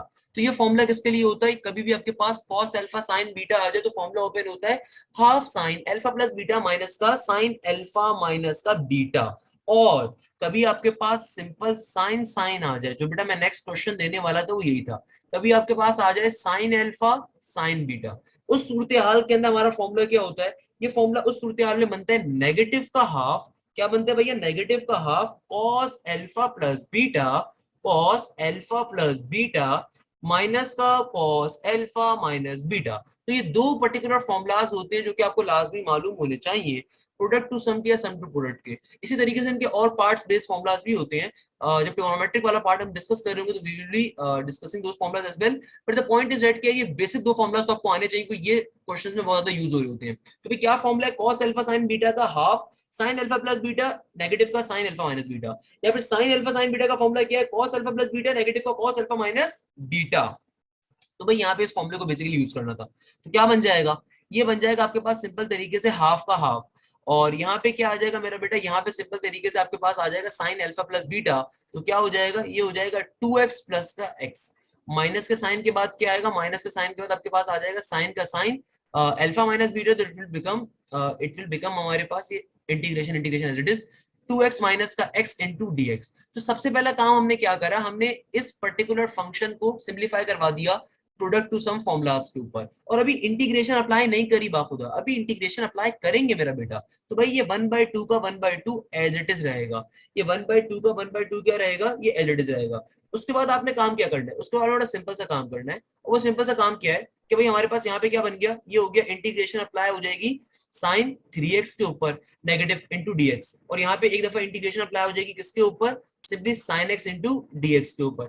अब आप फाइनली यहाँ पे इंटीग्रेशन को अप्लाई करवा लोगे इजीली। तो आपके पास इंटीग्रेशन यहाँ पे कैसे अप्लाई होगी, साइन 3x का इंटीग्रेशन में क्या फॉर्मूला होता है भाई, साइन 3x का इंटीग्रेशन में फॉर्मूला क्या होता है, साइन का इंटीग्रेशन के लिए जो भी फॉर्मूला है आपको सबसे पहले ये देखना होगा कि आपके पास आया एंगल का बाहर डेरिवेटिव है या नहीं है। तो भाई एंगल क्या है 3x, ये तो बाहर डेरिवेटिव 3 मौजूद होना चाहिए था। अब नहीं मौजूद तो पहले मल्टीप्लाई डिवाइड करके ले आएंगे। तो मल्टीप्लाई डिवाइड करके कैसे लेकर आएंगे, 1/3 से मल्टीप्लाई 1/3 से डिवाइड। सिंपल तरीके से क्या हो जाएगा मेरे पास, ये 3 1/3 एक मैंने बाहर ही लिख दिया, और एक 3 ऑब्वियसली ऊपर गया होगा, तो मैं डायरेक्टली फॉर्मूला अप्लाई करवा दूं। तो हमने बहुत सारे बेबी स्टेप्स अब कर लिए हैं। अब आई गेस आपको इंटीग्रेशन में समझा चुका हूं, तो आपको ये बात मालूम है कि एंगल का बाहर डेरिवेटिव लाने के लिए 3 से मल्टीप्लाई 3 से डिवाइड करा। तो साइन की इंटीग्रेशन क्या हो जाएगी, ये हो जाएगी नेगेटिव का cos 3x हो जाएगी। और फिर आगे मूव करेंगे, आगे आ रहा है साइन एक्स, तो साइन एक्स का इंटीग्रेशन में क्या फॉर्मूला होगा, अगेन यहाँ पे सिंपली नेगेटिव का cos x आ जाएगा, क्योंकि आपके पास डायरेक्टली फंक्शन का बाहर डेरिवेटिव मौजूद है एंगल का। तो आपका फाइनल आंसर क्या हो जाएगा, ये हाफ अंदर वाली तमाम टर्म से मल्टीप्लाई हो जाएगा। तो इट विल बिकम नेगेटिव का 1 divided by 3 to the 6, negative का 1 divided by 3 to the 6 into cos 3x, और आगे माइनस माइनस का प्लस 1/2, आगे जाके भी मल्टीप्लाई होगा तो क्या बन जाएगा, प्लस का हाफ cos x प्लस का c। तो ये आपका फाइनल आंसर आ रहा होगा। मुझे बताओ बेटा इसमें क्या मसले की बात थी, क्या परेशानी की बात है। हाँ, अगर आपको फॉर्मूला आता हो तभी आप ऑब्वियसली सॉल्व कर सकोगे, वरना सॉल्व नहीं कर सकोगे इस तरह के इंटीग्रेशन के क्वेश्चंस को। तो ये क्वेश्चन एलईडी साइड के ऊपर, नस साइड के ऊपर, फास्ट साइड पे बहुत दफा आए भी है, तो इसलिए मैंने आपको सॉल्व करवा दिया इस तरह के एग्जांपल बेस्ड क्वेश्चन भी। कभी यहाँ पे फंसो तो भाई आपकी आसानी होगी, आपको फॉर्मूला मालूम है, फॉर्मूला काइंडली याद रख लीजिएगा, तो आप उसको इजीली अप्लाई करवा सकते हो। क्या क्वेश्चन था भाई, cos 2x sin x था, आपने पहले प्रोडक्ट टू सम के फॉर्मुलास को अप्लाई किया, और फिर उसके बाद सिंपल तरीके से आपने क्या करा, आपने उन फॉर्मुलास को अप्लाई करवा, और फिर सिंपली इंटीग्रेशन को बारी बारी टर्म्स के ऊपर भेज दिया। इसी तरीके से अगर मैं आपको इस तरह का एक और क्वेश्चन करवा दूं, अगर इसी तरीके से मेरा बेटा आपके वर्किंग मेथड के ऊपर आपका आंसर सही नहीं आया, ये रॉन्ग था, क्लियर है मेरा बच्चा, मैं आपका वर्किंग मेथड देख लेता हूँ, आप जरा ग्रुप में सेंड कर दीजिएगा, मैं उसको भी चेक कर लेता हूँ। अच्छा, सेकंड नंबर के ऊपर मेरा बेटा हमारे पास इसी तरीके से अगर एक और क्वेश्चन मैं आपको करवा दूं, और ये क्वेश्चन क्या हो, sign 4x into sine x. तो भाई इस क्वेश्चन को आराम से घर पे बैठ के आप इजीली सॉल्व कर सकते हो। क्या क्वेश्चन आ रहा है, अगर आपके पास आ जाए sine 4x into sine x into d x, okay, तो मुझे व्हाट्सएप पे बेटा मैसेज करो जरा।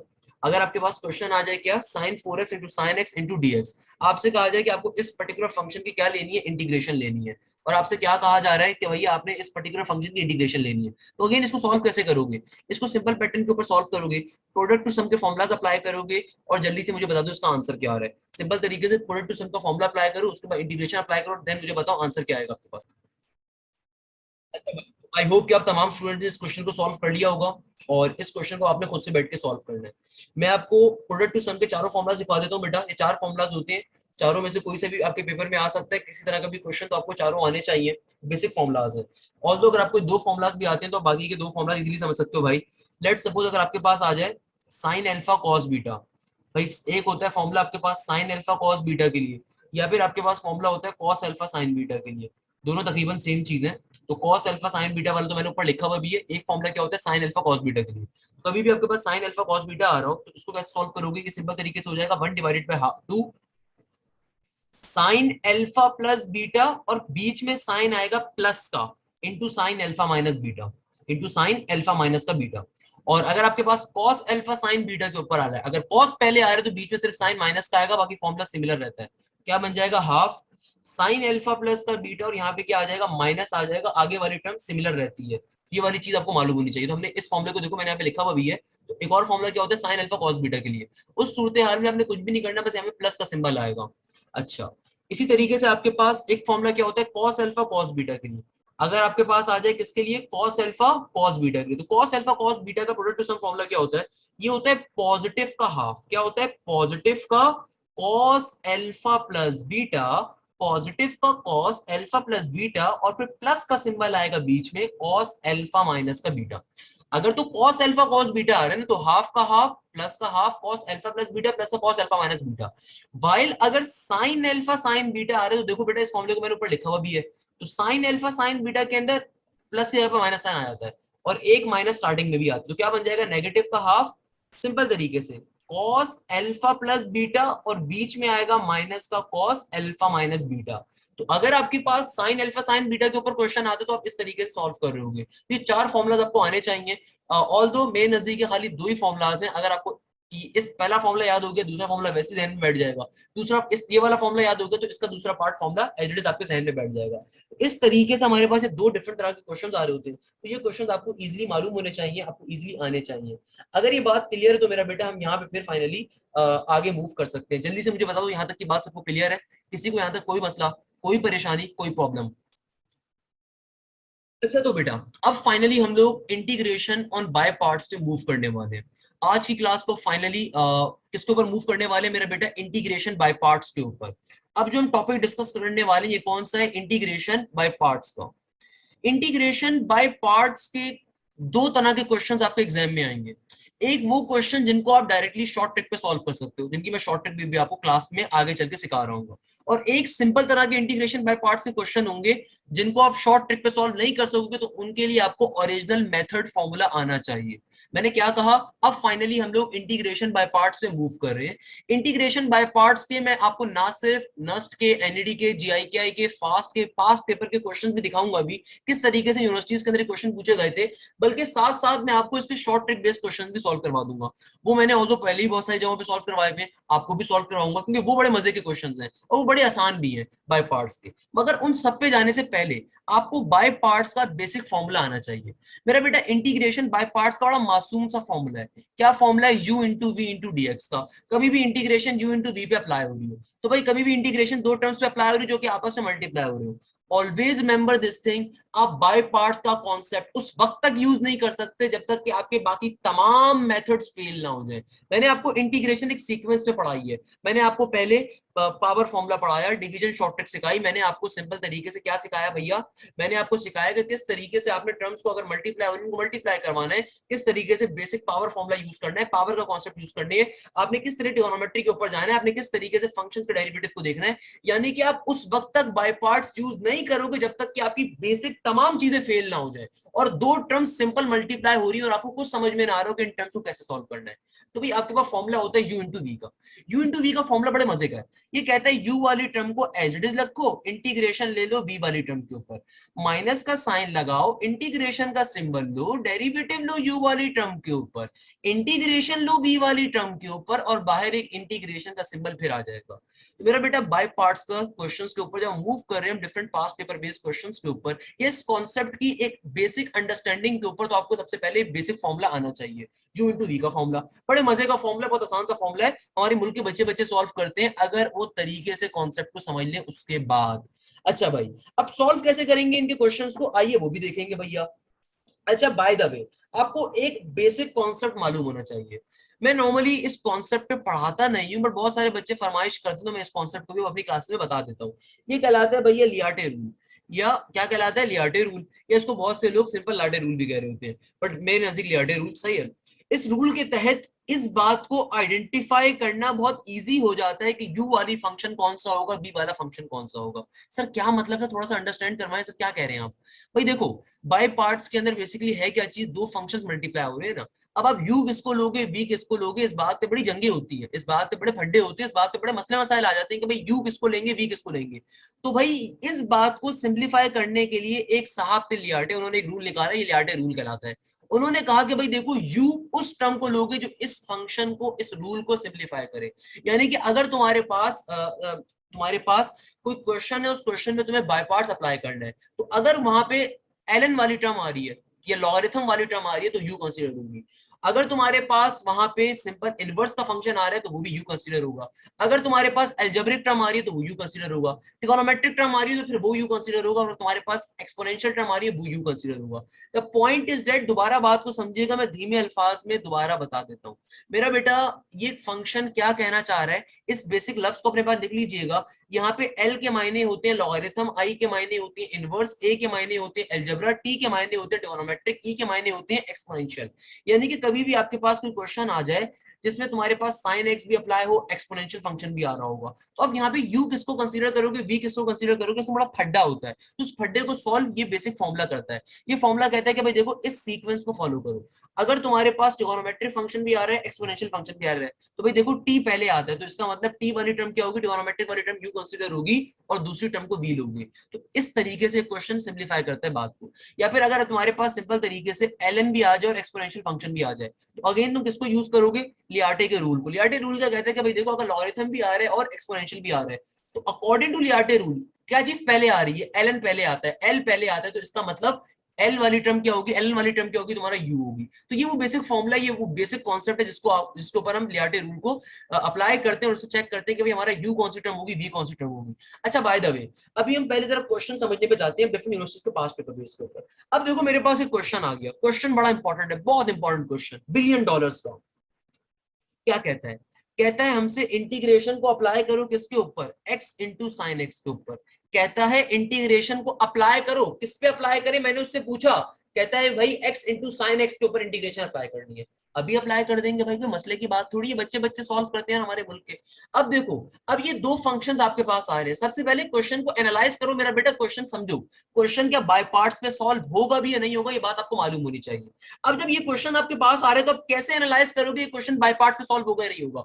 मुझे इस क्वेश्चन को देख के साफ पता चल रहा है कि यार ये जो क्वेश्चन आ रहा है ना मेरे पास, इस क्वेश्चन में एक आ रहा है मेरे पास सिंपल अलजेब्रिक टर्म और एक आ रही है ट्रिगोनोमेट्रिक फंक्शन।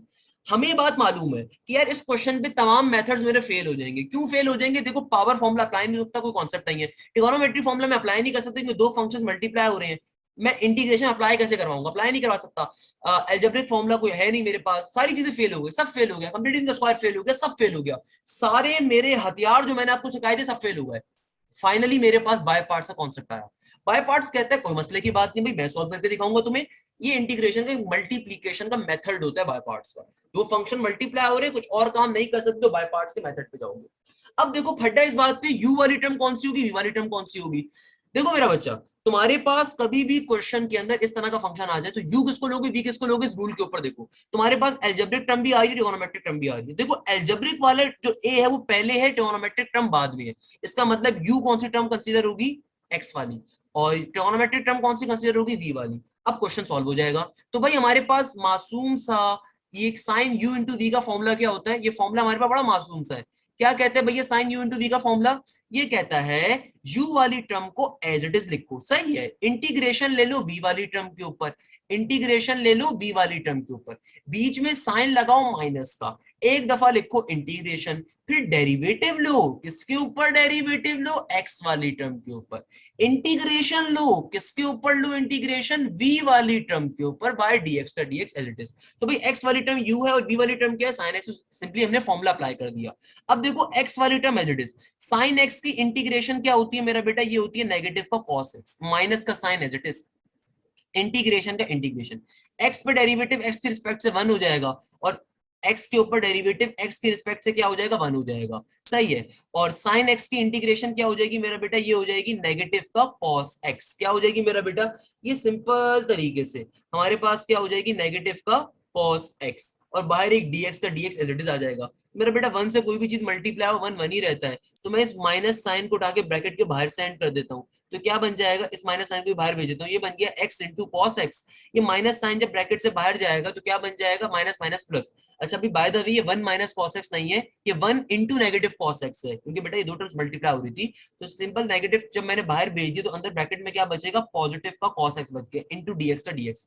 तो भैया कॉस एक्स की अब इंटीग्रेशन क्या होगी, कॉस एक्स की हमारे पास सिंपल तरीके से इंटीग्रेशन आ जाएगी। कॉस का इंटीग्रेशन में क्या फॉर्मूला होता है, प्लस का साइन एक्स होगा। तो इस क्वेश्चन का मासूम सा सिंपल सा आंसर क्या आ जाएगा, ये आ जाएगा, और ये क्वेश्चन हमारा क्या हो जाएगा, फाइनली सॉल्व हो गया। बताओ भाई इसमें क्या मसले की बात है, क्या परेशानी की बात है। लोग कहते हैं बाय पार्ट्स मुश्किल है, तो बेटा ये क्वेश्चन मेहरान साइड पे पूछा गया था, म्यूट साइड के ऊपर, और ये क्वेश्चन एनईटी साइड पे बहुत दफा आ चुका है। मुझे बताओ बेटा इस क्वेश्चन में क्या मसला है, क्या परेशानी है, क्या प्रॉब्लम है। मैं अगेन आपको भी नस्ट लेवल के क्वेश्चन भी करवाऊंगा, उन क्वेश्चन को करने से पहले आपको बेसिक कॉन्सेप्ट देना जरूरी है। एक बात जो बहुत दफा कह चुका हूँ मेरा बेटा, लेक्चर में आने वाला एक एक क्वेश्चन, एक एग्जांपल भी जो मैं करवा रहा हूँ किसी यूनिवर्सिटी के पास पेपर से लिंक कर रही है, तो वो आपको एक एक चीज बड़े तरीके से समझनी है। क्लियर है मेरा बेटा, यहाँ तक किसी बच्चे को कोई मसला। अच्छा भाई, तो अगर आपको ये क्वेश्चन क्लियर होता है तो इसी तरीके से मैं आपको एक और क्वेश्चन दिखाता हूँ, और वो क्वेश्चन बड़े मजे का है, बड़ा बेहतरीन क्वेश्चन है, one of my favourite question. मुझसे लेट सपोज एक और क्वेश्चन हमारे पास आ जाता है, integration x into tangent inverse x into dx. ये क्वेश्चन नस साइड पे भी आया है, ये क्वेश्चन फास्ट साइड पे भी आपको मिलेगा, ये क्वेश्चन यूटी लोअर साइड पे भी मिलेगा, ये क्वेश्चन एनईडी साइड पे भी आपको मिलेगा, और म्यूट साइड पे भी मिलेगा, या केयू साइड पे भी आपको इनफैक्ट मिल जाएगा। क्वेश्चन बड़े मजे का है, बड़ा आसान सा है। उसके पीछे रीजन क्या है, हमेशा याद रखिएगा, इंटीग्रेशन में ना कोई मल्टीप्लीकेशन फॉर्मूला, ना कोई डिवीजन फॉर्मूला, ना कोई एलन का फॉर्मूला, ना कोई इनवर्स का फॉर्मूला। ये चार चीजें आपको सोते हुए भी याद रहनी चाहिए। इंटीग्रेशन का मल्टीप्लीकेशन के लिए फॉर्मूला नहीं है बेटा, मेथड है, जिस मेथड को हम डिस्कस कर रहे हैं। अब देखो इस क्वेश्चन की खास बात क्या है, इस क्वेश्चन के ऊपर बाय पार्ट्स क्यों अप्लाई करोगे, हमेशा इस क्वेश्चन को, किसी भी इंटीग्रेशन के क्वेश्चन को करने से पहले अपने आप से सवाल पूछो कि भाई बाय पार्ट्स क्यों अप्लाई करूंगा। मेरा बेटा बाय पार्ट्स इसलिए अप्लाई करोगे, कुछ और तरीके सॉल्व नहीं कर सकते। अब तुम देखो इस क्वेश्चन को तुम पावर फॉर्मूले में सॉल्व नहीं कर सकते, तुम इस क्वेश्चन को ट्रिगोनोमेट्रिक फॉर्मूले में सॉल्व नहीं कर सकते, तुम इस क्वेश्चन को किसी और तरीके से सॉल्व नहीं कर सकते, तो इसलिए तुम अप्लाई करोगे, तुम्हारे पास तमाम रास्ते बंद हो गए। जब रास्ते बंद हो जाए ना, तो फिर बाय पार्ट्स का टॉपिक हेलो करते हुए आता है। अब देखो मसले की बात यहाँ पे ये आती है, बच्चा बोलता है सर यहाँ पे एक्स को यू ले या इनवर्स को यू ले, तो भाई इस रूल को ध्यान में बिठा लो, लियार्टे के रूल को। भाई देखो पढ़ो, एक्स क्या है, एल्जेब्रिक फंक्शन, इनवर्स क्या है, टेंजेंट इनवर्स क्या है, इनवर्स है, तो भाई इनवर्स पहले आता है या अलजेब्रा पहले आता है, इनवर्स पहले लिखा हुआ है, इसका मतलब इनवर्स वाली टर्म u होगी, दूसरी वाली टर्म v होगी। तो इंटीग्रेशन का बाय पार्ट्स का कॉन्सेप्ट क्या, कॉन्सेप्ट है क्या, फॉर्मूला है, भाई देखो u वाली टर्म को एज इट इज लिख देना है, और इंटीग्रेशन लेनी है v वाली टर्म के ऊपर, माइनस का साइन लोगे, इंटीग्रेशन का सिंबल लोगे, डेरिवेटिव लोगे u वाली टर्म के ऊपर, और इंटीग्रेशन लोगे v वाली टर्म के ऊपर, सही है, और बाहर एक dx का dx as it is. Clear है मेरा बच्चा। देखो टेंजेंट इनवर्स x का tangent inverse x as it is, x की इंटीग्रेशन क्या होती है, ये होती है एक्स स्क्वायर डिवाइडेड बाय 2, सही है ना भाई, x की इंटीग्रेशन बहुत दफा पढ़ चुके हैं, x square divide by 2, negative का सिंबल, इंटीग्रेशन का इंटीग्रेशन। देखो टेंजेंट इनवर्स x का डेरिवेटिव क्या होगा, मेरा बेटा टेंजेंट इनवर्स x का डेरिवेटिव में फॉर्मूला क्या है, ये होता है 1 प्लस का एक्स स्क्वायर, क्या होता है मेरा बच्चा, 1 प्लस का एक्स स्क्वायर, और यहाँ पे सिंपल तरीके से फिर क्या हो जाएगा, यहाँ पे सिंपल तरीके से हो जाएगा इंटीग्रेशन एक्स के ऊपर। तो मेरा बच्चा इंटीग्रेशन एक्स के ऊपर कैसे अप्लाई करोगे, एक्स की इंटीग्रेशन क्या हो जाएगी, ये हो जाएगी एक्स स्क्वायर डिवाइडेड बाई 2, और इंटू डीएक्स का डीएक्स हमारे पास सिंपल तरीके से आ जाएगा, क्या आ जाएगा मेरा बेटा, डीएक्स का डीएक्स एज इट इज बाहर का बाहर। अच्छा भाई अब क्या काम करें, मेरा बेटा देखो अब ये सिंपल तरीके से टेंजेंट इनवर्स एक्स का tangent inverse x as it is, यहाँ पे क्या हो जाएगा एक्स स्क्वायर डिवाइडेड बाई 2। अब देखो ये 2 जो आ रहा है ना, ये हड्डी आ रहा है फालतू में, मतलब ये 2 कबाब में हमारे हड्डी बन रहे हैं, तो क्या करेंगे भाई, कांस्टेंट टर्म है उसको उड़ा के पहली बाहर फेंक दूंगा, तो ये 2 बाहर आ गया। इंटीग्रेशन सिंपल तरीके से इस पूरी टर्म पे अप्लाई हो जाएगी, किस पूरी टर्म के ऊपर, x square divided by 1 plus x square into dx के ऊपर अप्लाई हो जाएगी। अब यहाँ पे दोबारा इंटीग्रेशन लेनी होगी, तो बाय पार्ट्स लोगों को मुश्किल ऐसे लगता है कि इंटीग्रेशन एक ज्यादा फाड़ी होती है, बट कोई मसले की बात नहीं है भाई, इंटीग्रेशन मैंने इतनी ज्यादा अगर पढ़ा दी है ना तो आपको आना चाहिए। अब क्या करोगे, इस टर्म पे इंटीग्रेशन लेनी है, अब इस टर्म पे इंटीग्रेशन कैसे ले, बच्चा कंफ्यूज बैठा हुआ है, सर कैसे ले सर, अरे मैंने सब पढ़ाया हुआ मेरा बेटा आपको। भाई देखो कैसे लोगे, सबसे पहले मैंने आपको क्या बताया, पावर फॉर्मूला के, पावर फॉर्मूला अप्लाई कर सकते हो नहीं, कंप्लीट टर्म के नीचे पावर 1 आ रही होगी तो पावर फॉर्मूला फेल हो गया।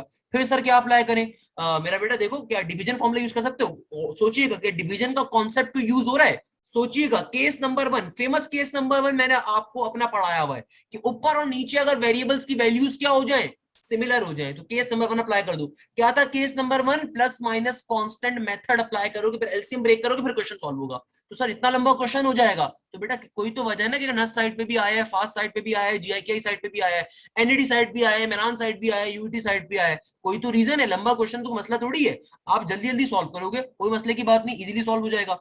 क्या बन जाएगा यहाँ पे, tangent inverse x into x square divided by 2, negative का half as it is, simple तरीके से इंटीग्रेशन बाद में अप्लाई होगी, पहले क्या करोगे, सिंपल तरीके से केस नंबर 1 का कॉन्सेप्ट यूज करोगे, तो क्या क्या बन जाएगा, ये 1 plus x square as it is, और बाहर डीएक्स का डीएक्स एज इट इज।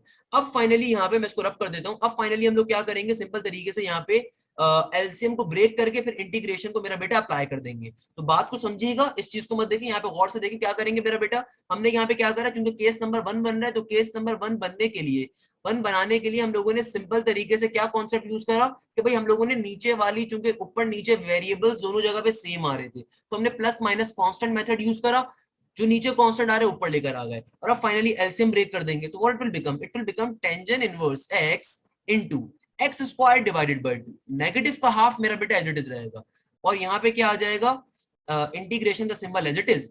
एक दफा ये क्या बन जाएगा, एक दफा ये बन जाएगा x square plus 1 divided by x square plus 1, minus का 1 एज इट इज रहेगा, और नीचे भी क्या आ जाएगा x square plus 1 into dx का डीएक्स एज इट इज। अच्छा भाई, आगे जाके क्या करोगे, आगे जाके हो जाएगा सिंपल तरीके से tangent inverse x into x square divided by 2। Negative का हाफ हमारे पास एज इट इज रहेगा, और यहाँ पे क्या हो जाएगा, इधर सिंपल तरीके से हमारे पास हो जाएगा इंटीग्रेशन अप्लाई हो जाएगी किसके ऊपर, x square plus 1 divided by x square plus 1, ये तो कैंसिल आउट हो जाएगा, 1 आ जाएगा, और यहाँ पे क्या आ जाएगा, नेगेटिव का 1 divided by x square plus 1 into dx का dx as it is. Integration को आप बारी बारी दोनों टर्म्स के ऊपर अप्लाई करवा दोगे। इंटीग्रेशन इस टर्म पे अलग अप्लाई होगी, इस टर्म पे अलग अप्लाई होगी। इंटीग्रेशन को बेसिकली हम लोगों ने क्या काम किया मेरा बेटा, इंटीग्रेशन को हम लोगों ने बारी बारी दोनों टर्म्स को अप्लाई करवा दिया। इंटीग्रेशन जब 1 पे अप्लाई होगा तो उसका आंसर तो x आ जाएगा, और इंटीग्रेशन जब 1 divided by x square plus 1 पे अप्लाई होगा तो ये फॉर्मूला हम लोगों ने पढ़ा हुआ है कि इंटीग्रेशन जब अप्लाई होगा किसके ऊपर, 1 प्लस के एक्स स्क्वायर के ऊपर, बीच में साइन आ रहा है प्लस का इंटू डीएक्स, तो बेटा कौन सा फॉर्मूला होता है, फॉर्मूला होता है हमारे पास सिंपल तरीके से 1 divided by a tangent inverse x divided by a plus का c। तो इंटीग्रेशन कभी भी 1 divided by x square plus 1 पे अप्लाई होगा तो फॉर्मूला क्या होता है, 1 divided by a tangent inverse x divided by a plus का c। Formula number 2 completing the square के फॉर्मूलाज में आपको पढ़ा चुका हूं। सिंपल तरीके से यहाँ पे मेरा बेटा क्या हो जाएगा, ये हो जाएगा tangent inverse x into x square divided by 2। Negative का हाफ देखो एज इट इज रहेगा, अब जब ब्रैकेट को ओपन करोगे तो नेगेटिव का हाफ भी अंदर वाली तमाम टर्म से मल्टीप्लाई होगा, और इंटीग्रेशन भी दोनों टर्म पे जाएगी, तो इंटीग्रेशन 1 की क्या होती है, x होती है। नेगेटिव का हाफ जब इस पूरी टर्म से मल्टीप्लाई होगा विद इंटीग्रेशन सिंबल, तो नेगेटिव नेगेटिव क्या हो जाएगा, प्लस का हाफ आ जाएगा एक, तो यहाँ पे अब देखो इंटीग्रेशन इस टर्म पे अप्लाई करनी है, ये टर्म क्या आ रही है, 1 divided by 1 plus x square, ये 1 divided by x square plus 1, बात एक ही है। तो मेरा बेटा जब इस टर्म पे इंटीग्रेशन अप्लाई करनी है तो इसका इंटीग्रेशन में फॉर्मूला होता है, क्या फॉर्मूला होता है, कंप्लीटिंग द स्क्वायर में फॉर्मूला मैंने आपको पढ़ाया है, 1 divided by a tangent inverse x divided by a plus का c। तो यहाँ पे a की वैल्यू क्या आ रही है, 1 आ रही है, तो सिंपल तरीके से क्या आंसर आ जाएगा, ये आ जाएगा 1 डिवाइडेड बाय a, यानी कि 1 divided by 1 into tangent inverse x का x as it is divided by a में भी क्या आएगा, 1 आएगा प्लस के c के साथ, तो ये आपका फाइनल आंसर होगा।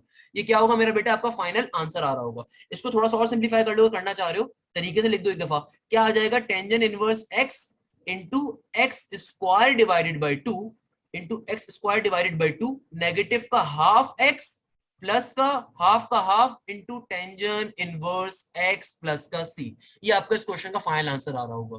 तो देखो भाई, इस क्वेश्चन के अंदर कोई मुश्किल चीज नहीं है, अगर आप इस क्वेश्चन को तरीके से विद इन सेकंड सॉल्व कर सकते हो, अगर आपको फॉर्मुलाज मालूम होंगे, अगर आपका कॉन्सेप्ट क्लियर होगा, अगर आपका कॉन्सेप्ट क्लियर है तो क्वेश्चन आप इजीली सॉल्व कर सकते हो विद इन सेकंड मेरा बेटा। ये क्वेश्चन में आपको फालतू स्टेप करने की नीड नहीं पड़ेगी। जब आप एप्टीट्यूड लेवल के ऊपर होते हो मेरा बेटा तो आपको फॉर्मुला देखने की नीड नहीं पड़ रही होती, आपको डायरेक्टली आपको अपने लिए आंसर निकालना, तो आप जल्दी जल्दी सॉल्व करते हो, तो आप बहुत से बेसिक स्टेप्स को खा जाते हो, आपकी प्रैक्टिस अच्छी होगी। स्टार्टिंग में तो ऑब्वियसली तरीके से बैठ के करो, पर जब जैसे जैसे प्रैक्टिस अच्छी होती जाएगी आप बेसिक स्टेप्स को खाते जाओगे। तो द पॉइंट इज दैट कि भाई ये क्वेश्चन भी इतना मुश्किल नहीं है, बहुत आसान सा क्वेश्चन है, कोई इसमें परेशान होने की जरूरत नहीं है। अब बताओ बेटा, बात क्लियर है, ये क्वेश्चन क्लियर है सबको, किसी बच्चे को कोई मसला, कोई परेशानी, कोई प्रॉब्लम? जल्दी से आगे मूव करते हैं मेरा बेटा, नेक्स्ट क्वेश्चन को देखते हैं, अब बात को आगे बढ़ाते हैं। भाई एक और क्वेश्चन देखिएगा, ये क्वेश्चन पेपर के अंदर आपको बहुत ज्यादा मिलेगा, डिफरेंट यूनिवर्सिटीज के पास पेपर के अंदर आपसे कहा जाता है x into l l x into dx की इंटीग्रेशन अप्लाई करो। तो भाई इस क्वेश्चन को कैसे सॉल्व करोगे मेरा बेटा, बहुत ही आसान तरीकेकार है कि आपसे कहा जा रहा है x into l n x के ऊपर आपने इंटीग्रेशन लेनी है। तो मेरा बेटा क्या तरीकेकार है क्वेश्चन सॉल्व करने का, सिंपल सा पैटर्न है। देखो, आप बाय पार्ट्स के अलावा कोई कॉन्सेप्ट यहाँ पे अप्लाई नहीं कर सकते। क्यों नहीं अप्लाई कर सकते, क्योंकि देखो पावर फॉर्मूला फेल हो गया, कोई और हर तरह का फॉर्मूला फेल हो गया, तो आप सिंपल तरीके से किसके ऊपर मूव करोगे, थक हार के आप जाओगे पावर फॉर्मूले के ऊपर, बाय पार्ट्स के फॉर्मूले के ऊपर, आई एम सॉरी, किसके ऊपर जाओगे, बाय पार्ट्स के फॉर्मूले के ऊपर। अब बाय पार्ट्स का कॉन्सेप्ट क्या है, बाय पार्ट्स का कॉन्सेप्ट बहुत ही सिंपल सा, बहुत ही आसान सा, और वो कॉन्सेप्ट क्या है कि मेरा बच्चा, आपको साफ दिख रहा है कि आपके पास एक एक्स आ रहा है, एक एक्स आ रहा है, तो भाई देखो कौन सी चीज u होगी, कौन सी चीज v होगी। इसको अगर हमें सॉल्व करने है तो हम किस मेथड पे सॉल्व करेंगे, ये सॉल्व करेंगे लियाटे के मेथड पे, सही है ना भाई। ये मेथड होता है LIAT लियाटे मेथड। तो भाई मेरा बेटा इस मेथड, ये मेथड आपसे क्या कह रहे हैं, मेथड बड़ी सिंपल सी बात कह रहा है कि देखो एक आपके पास एल्जेब्रिक टर्म आ रही है, एक आपके पास क्या आ रही है, लॉगरिथम बेस्ड टर्म। तो भाई एल्जेब्रिक टर्म देखो बाद में है, लॉगरिथम टर्म पहले है, इसका मतलब u वाली चीज क्या होगी, एल्जेब्रिक टर्म होगी, और जो सॉरी यू वाली चीज क्या होगी, लॉगरिथम टर्म होगी, क्योंकि एल पहले आता है तो लॉगरिथम टर्म क्या होगी आपकी, यू वाली चीज। एलजेब्रिक टर्म आपकी बाद में, तो इसका मतलब वो वी कंसीडर किया जाएगा। अब सिंपल फॉर्मुला अप्लाई कर दो। फॉर्मुला क्या कहता है इंटीग्रेशन बाय पार्ट्स का, यू वाली टर्म को एज इट इज लिखो, इंटीग्रेशन ले लोगे वी वाली टर्म के ऊपर, माइनस का साइन लगाओगे, इंटीग्रेशन का सिंबल लोगे, डेरिवेटिव लोगे, किसके ऊपर लोगे डेरिवेटिव, यू वाली टर्म के ऊपर, इनटू इंटीग्रेशन लोगे यू वाली टर्म के ऊपर, इंटीग्रेशन लोगे v वाली टर्म के ऊपर, तो u वाली टर्म क्या आ रही है ln x, इंटीग्रेशन लोगे v वाली टर्म के ऊपर जो कि क्या आ रही है x इंटू dx का dx एज इट इज। तो भाई x इंटू ln x की इंटीग्रेशन क्या होगी, दोबारा सीख लीजिए मेरा बेटा, u वाली टर्म को एज इट इज लिखेंगे, इंटीग्रेशन लेंगे v वाली टर्म के ऊपर यानी कि x के ऊपर, नेगेटिव का साइन आएगा, इंटीग्रेशन का सिंबल आएगा, डेरिवेटिव लेंगे किसके ऊपर, u वाली टर्म के ऊपर जो कि ln x है, इंटीग्रेशन लेंगे v वाली टर्म के ऊपर जो कि x है, बाहर dx का dx एज इट इज। तो मेरा बेटा देखो ln x का ln x as it is रहेगा, x की इंटीग्रेशन क्या होगी, x की इंटीग्रेशन होगी आपके पास x square divided by 2, minus का symbol as it is. ln x का डेरिवेटिव क्या होता है, ये होता है 1 डिवाइडेड बाय x, और फिर x की इंटीग्रेशन क्या हो जाएगी, x की इंटीग्रेशन होगी x स्क्वायर डिवाइडेड बाय 2, और आगे आपके पास dx का dx एज इट इज आ जाएगा, dx का dx क्या आ जाएगा आपके पास, सिंपल तरीके से एज इट इज आ जाएगा। अच्छा अब जो आपने काम करना है ना, बड़ा इंपॉर्टेंट काम है, और वो काम क्या है कि भाई देखो आपके पास यहाँ पे जो x हो रहा है ये डिवाइड हो रहा है, तो ये नीचे वाला x ऊपर वाले x को क्या कर देगा, कैंसिल आउट कर देगा, तो ये आपके पास क्या बन गया, ये आपके पास बन गया ln x into x square divided by 2। ये जो नीचे 2 डिवाइड हो रहा है इसको उठा के एक ही दफा बाहर निकाल देता हूं, तो सिंपल तरीके से इंटीग्रेशन अप्लाई हो जाएगी, सिंपली x के ऊपर अप्लाई हो जाएगी, और बाहर क्या आ जाएगा, dx का dx एज इट इज आ जाएगा।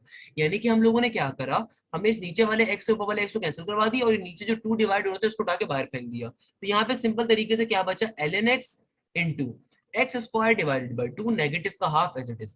इंटीग्रेशन x की क्या होती है मेरा बेटा, ये होती है एक्स स्क्वायर डिवाइडेड बाई 2 होती है, प्लस किसी के साथ आंसर आ गया आपका, कोई मसले की बात नहीं है, क्या बन गया ln x into x square divided by 2, और ये 2 2 जर क्या हो जाएगा 4 हो जाएगा, तो क्या बन गया x square divided by 4 plus का c। तो ये इस क्वेश्चन का क्या आ जाएगा आपके पास, फाइनली आंसर आ गया। तो आपके पास ये क्वेश्चन इस पैटर्न के ऊपर भी सॉल्व हो जाएगा हमारे पास।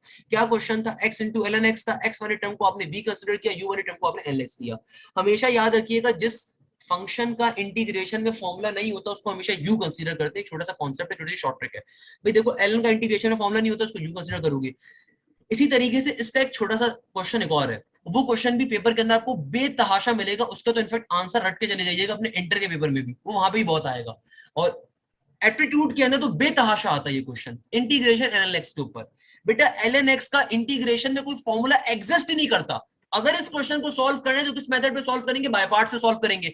अब आपके जहन में बात आएगी, सर बाय पार्ट्स तो दो टर्म्स पे अप्लाई होता है जो आपस में मल्टीप्लाई हो रही हो, यहाँ पे तो सिंपल एल एन एक्स मौजूद है। तो बेटा इस तरह के क्वेश्चन पेपर में बहुत आते हैं कि आपको सिर्फ एक फंक्शन दे दिया जाएगा, उस आपको कहा जाएगा इसमें इंटीग्रेशन बताओ, और फंक्शन भी ऐसा दिया जाएगा जिसका इंटीग्रेशन में फॉर्मूला नहीं होता। लेट सपोज आपसे फॉर एग्जांपल कह देगा इंटीग्रेशन बताओ सेक इनवर्स के ऊपर। ये क्वेश्चन भी आपको डिफरेंट प्रैक्टिस बुक्स में बहुत मिलेगा क्योंकि बहुत ज्यादा पास्ट पेपर में आया हुआ होगा। तो भाई ऐसा क्वेश्चन कभी भी आपके पास आ जाए जब आपके पास सिर्फ एक फंक्शन गिवन हो और उस फंक्शन पे इंटीग्रेशन अप्लाई हो रही है और आपसे कहा जाए उसका क्या निकालो, इंटीग्रेशन निकालो, कैसे सॉल्व करोगे। भाई देखो वहां पे आप बाय पार्ट्स का मेथड यूज करते हो, आपको एल एक्स की इंटीग्रेशन निकालनी है, तो आपको मालूम है कि भाई एल का या इनवर्स का इंटीग्रेशन में फॉर्मूला नहीं होता, तो यहाँ पे वन आप अपनी मर्जी से कंसीडर कर लो। भाई कोई भी टर्म दुनिया में वन से मल्टीप्लाई होगी तो वही टर्म ही रहेगी ना मेरा बेटा, तो वन हमने अपनी मर्जी से कंसीडर कर लिया। देखो एलएनएस एक ऐसा फंक्शन है जिसका इंटीग्रेशन में फॉर्मूला एग्जिस्ट नहीं करता, ये क्या कंसीडर होगा, यू कंसीडर होगा, और चूंकि वन का फॉर्मूला एग्जिस्ट करता है इंटीग्रेशन में, तो ये क्या चीज होगी, वी होगा। क्या होगा, वी होगा। अब सिंपली आप इंटीग्रेशन बाय पार्ट्स का कॉन्सेप्ट अप्लाई कर दो, यू वाली टर्म को एज इट इज लिख दो, इंटीग्रेशन ले लो वी वाली टर्म के ऊपर, माइनस का साइन आएगा, इंटीग्रेशन का सिंबल आएगा, डेरिवेटिव लो किसके ऊपर, u वाली टर्म के ऊपर ln x के ऊपर, इंटीग्रेशन आ जाएगी v वाली टर्म के ऊपर 1 के ऊपर, dx का dx एज इट इज। तो मेरा बेटा देखो ln x का ln x as it is, 1 की इंटीग्रेशन क्या होगी मेरा बेटा, 1 की इंटीग्रेशन होती है सिंपली x होती है, माइनस का symbol as it is. ln x का डेरिवेटिव क्या होता है, ln x का देखो डेरिवेटिव होता है 1 डिवाइडेड बाय x, और हमारे पास 1 की इंटीग्रेशन क्या हो जाएगी, सिंपली x इंटू dx हो जाएगी। इस x से x कैंसिल आउट हो गया तो क्या बचेगा, सिंपल 1 बचेगा। तो ln x into x as it is रहेगा, 1 की ऊपर इंटीग्रेशन अप्लाई कर देंगे, 1 की इंटीग्रेशन क्या हो जाएगी, सिंपली x आ जाएगा, और यही आपका प्लस के सी के साथ इस क्वेश्चन का आंसर होगा।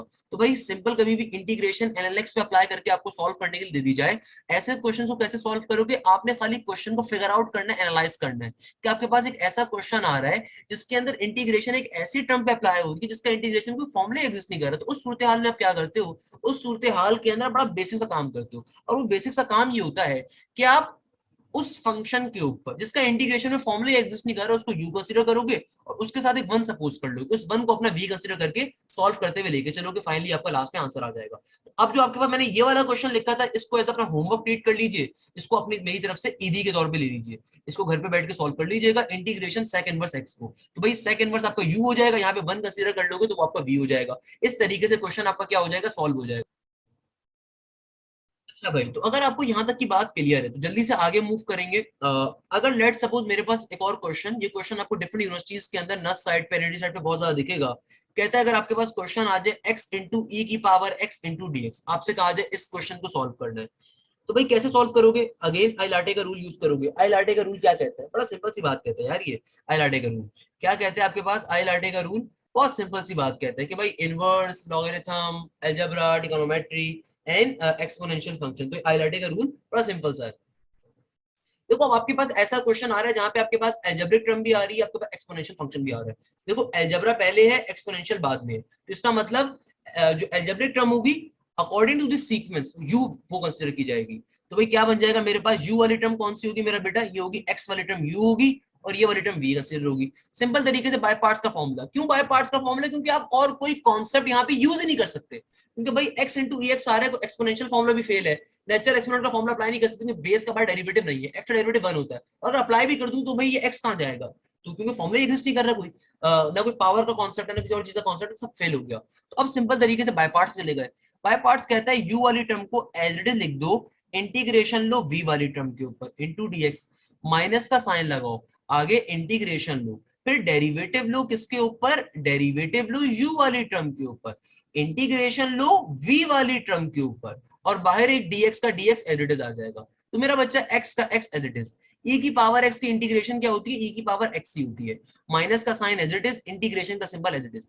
x का डेरिवेटिव x की रिस्पेक्ट से क्या होता है बेटा? ये 1 होता है, और e की पावर x की इंटीग्रेशन क्या हो जाएगी? ये सिंपल तरीके से हमारे पास e की पावर x ही होगा इंटू dx का dx। तो यहाँ पे क्या आ गया? इधर आ जाएगा x इंटू ई की पावर x नेगेटिव का, इंटीग्रेशन सिंपली अप्लाई हो जाएगी e की पावर x इंटू dx के ऊपर। तो मेरा प्यारा बच्चा e की पावर x की इंटीग्रेशन क्या होगी भैया? e की पावर x प्लस का c हो जाएगी। इस तरीके से क्वेश्चन क्या हो जाएगा? सिंप्लीफाई हो जाएगा। क्लियर है मेरा बेटा? किसी बच्चे को अब इस तरह के क्वेश्चंस में कोई मसला, कोई परेशानी, कोई प्रॉब्लम जल्दी से बता दो, किसी भी बच्चे को मसला भाई। तो अगर ये कॉन्सेप्ट आप लोगों को क्लियर है तो जल्दी से फिर आगे मूव कर लेंगे।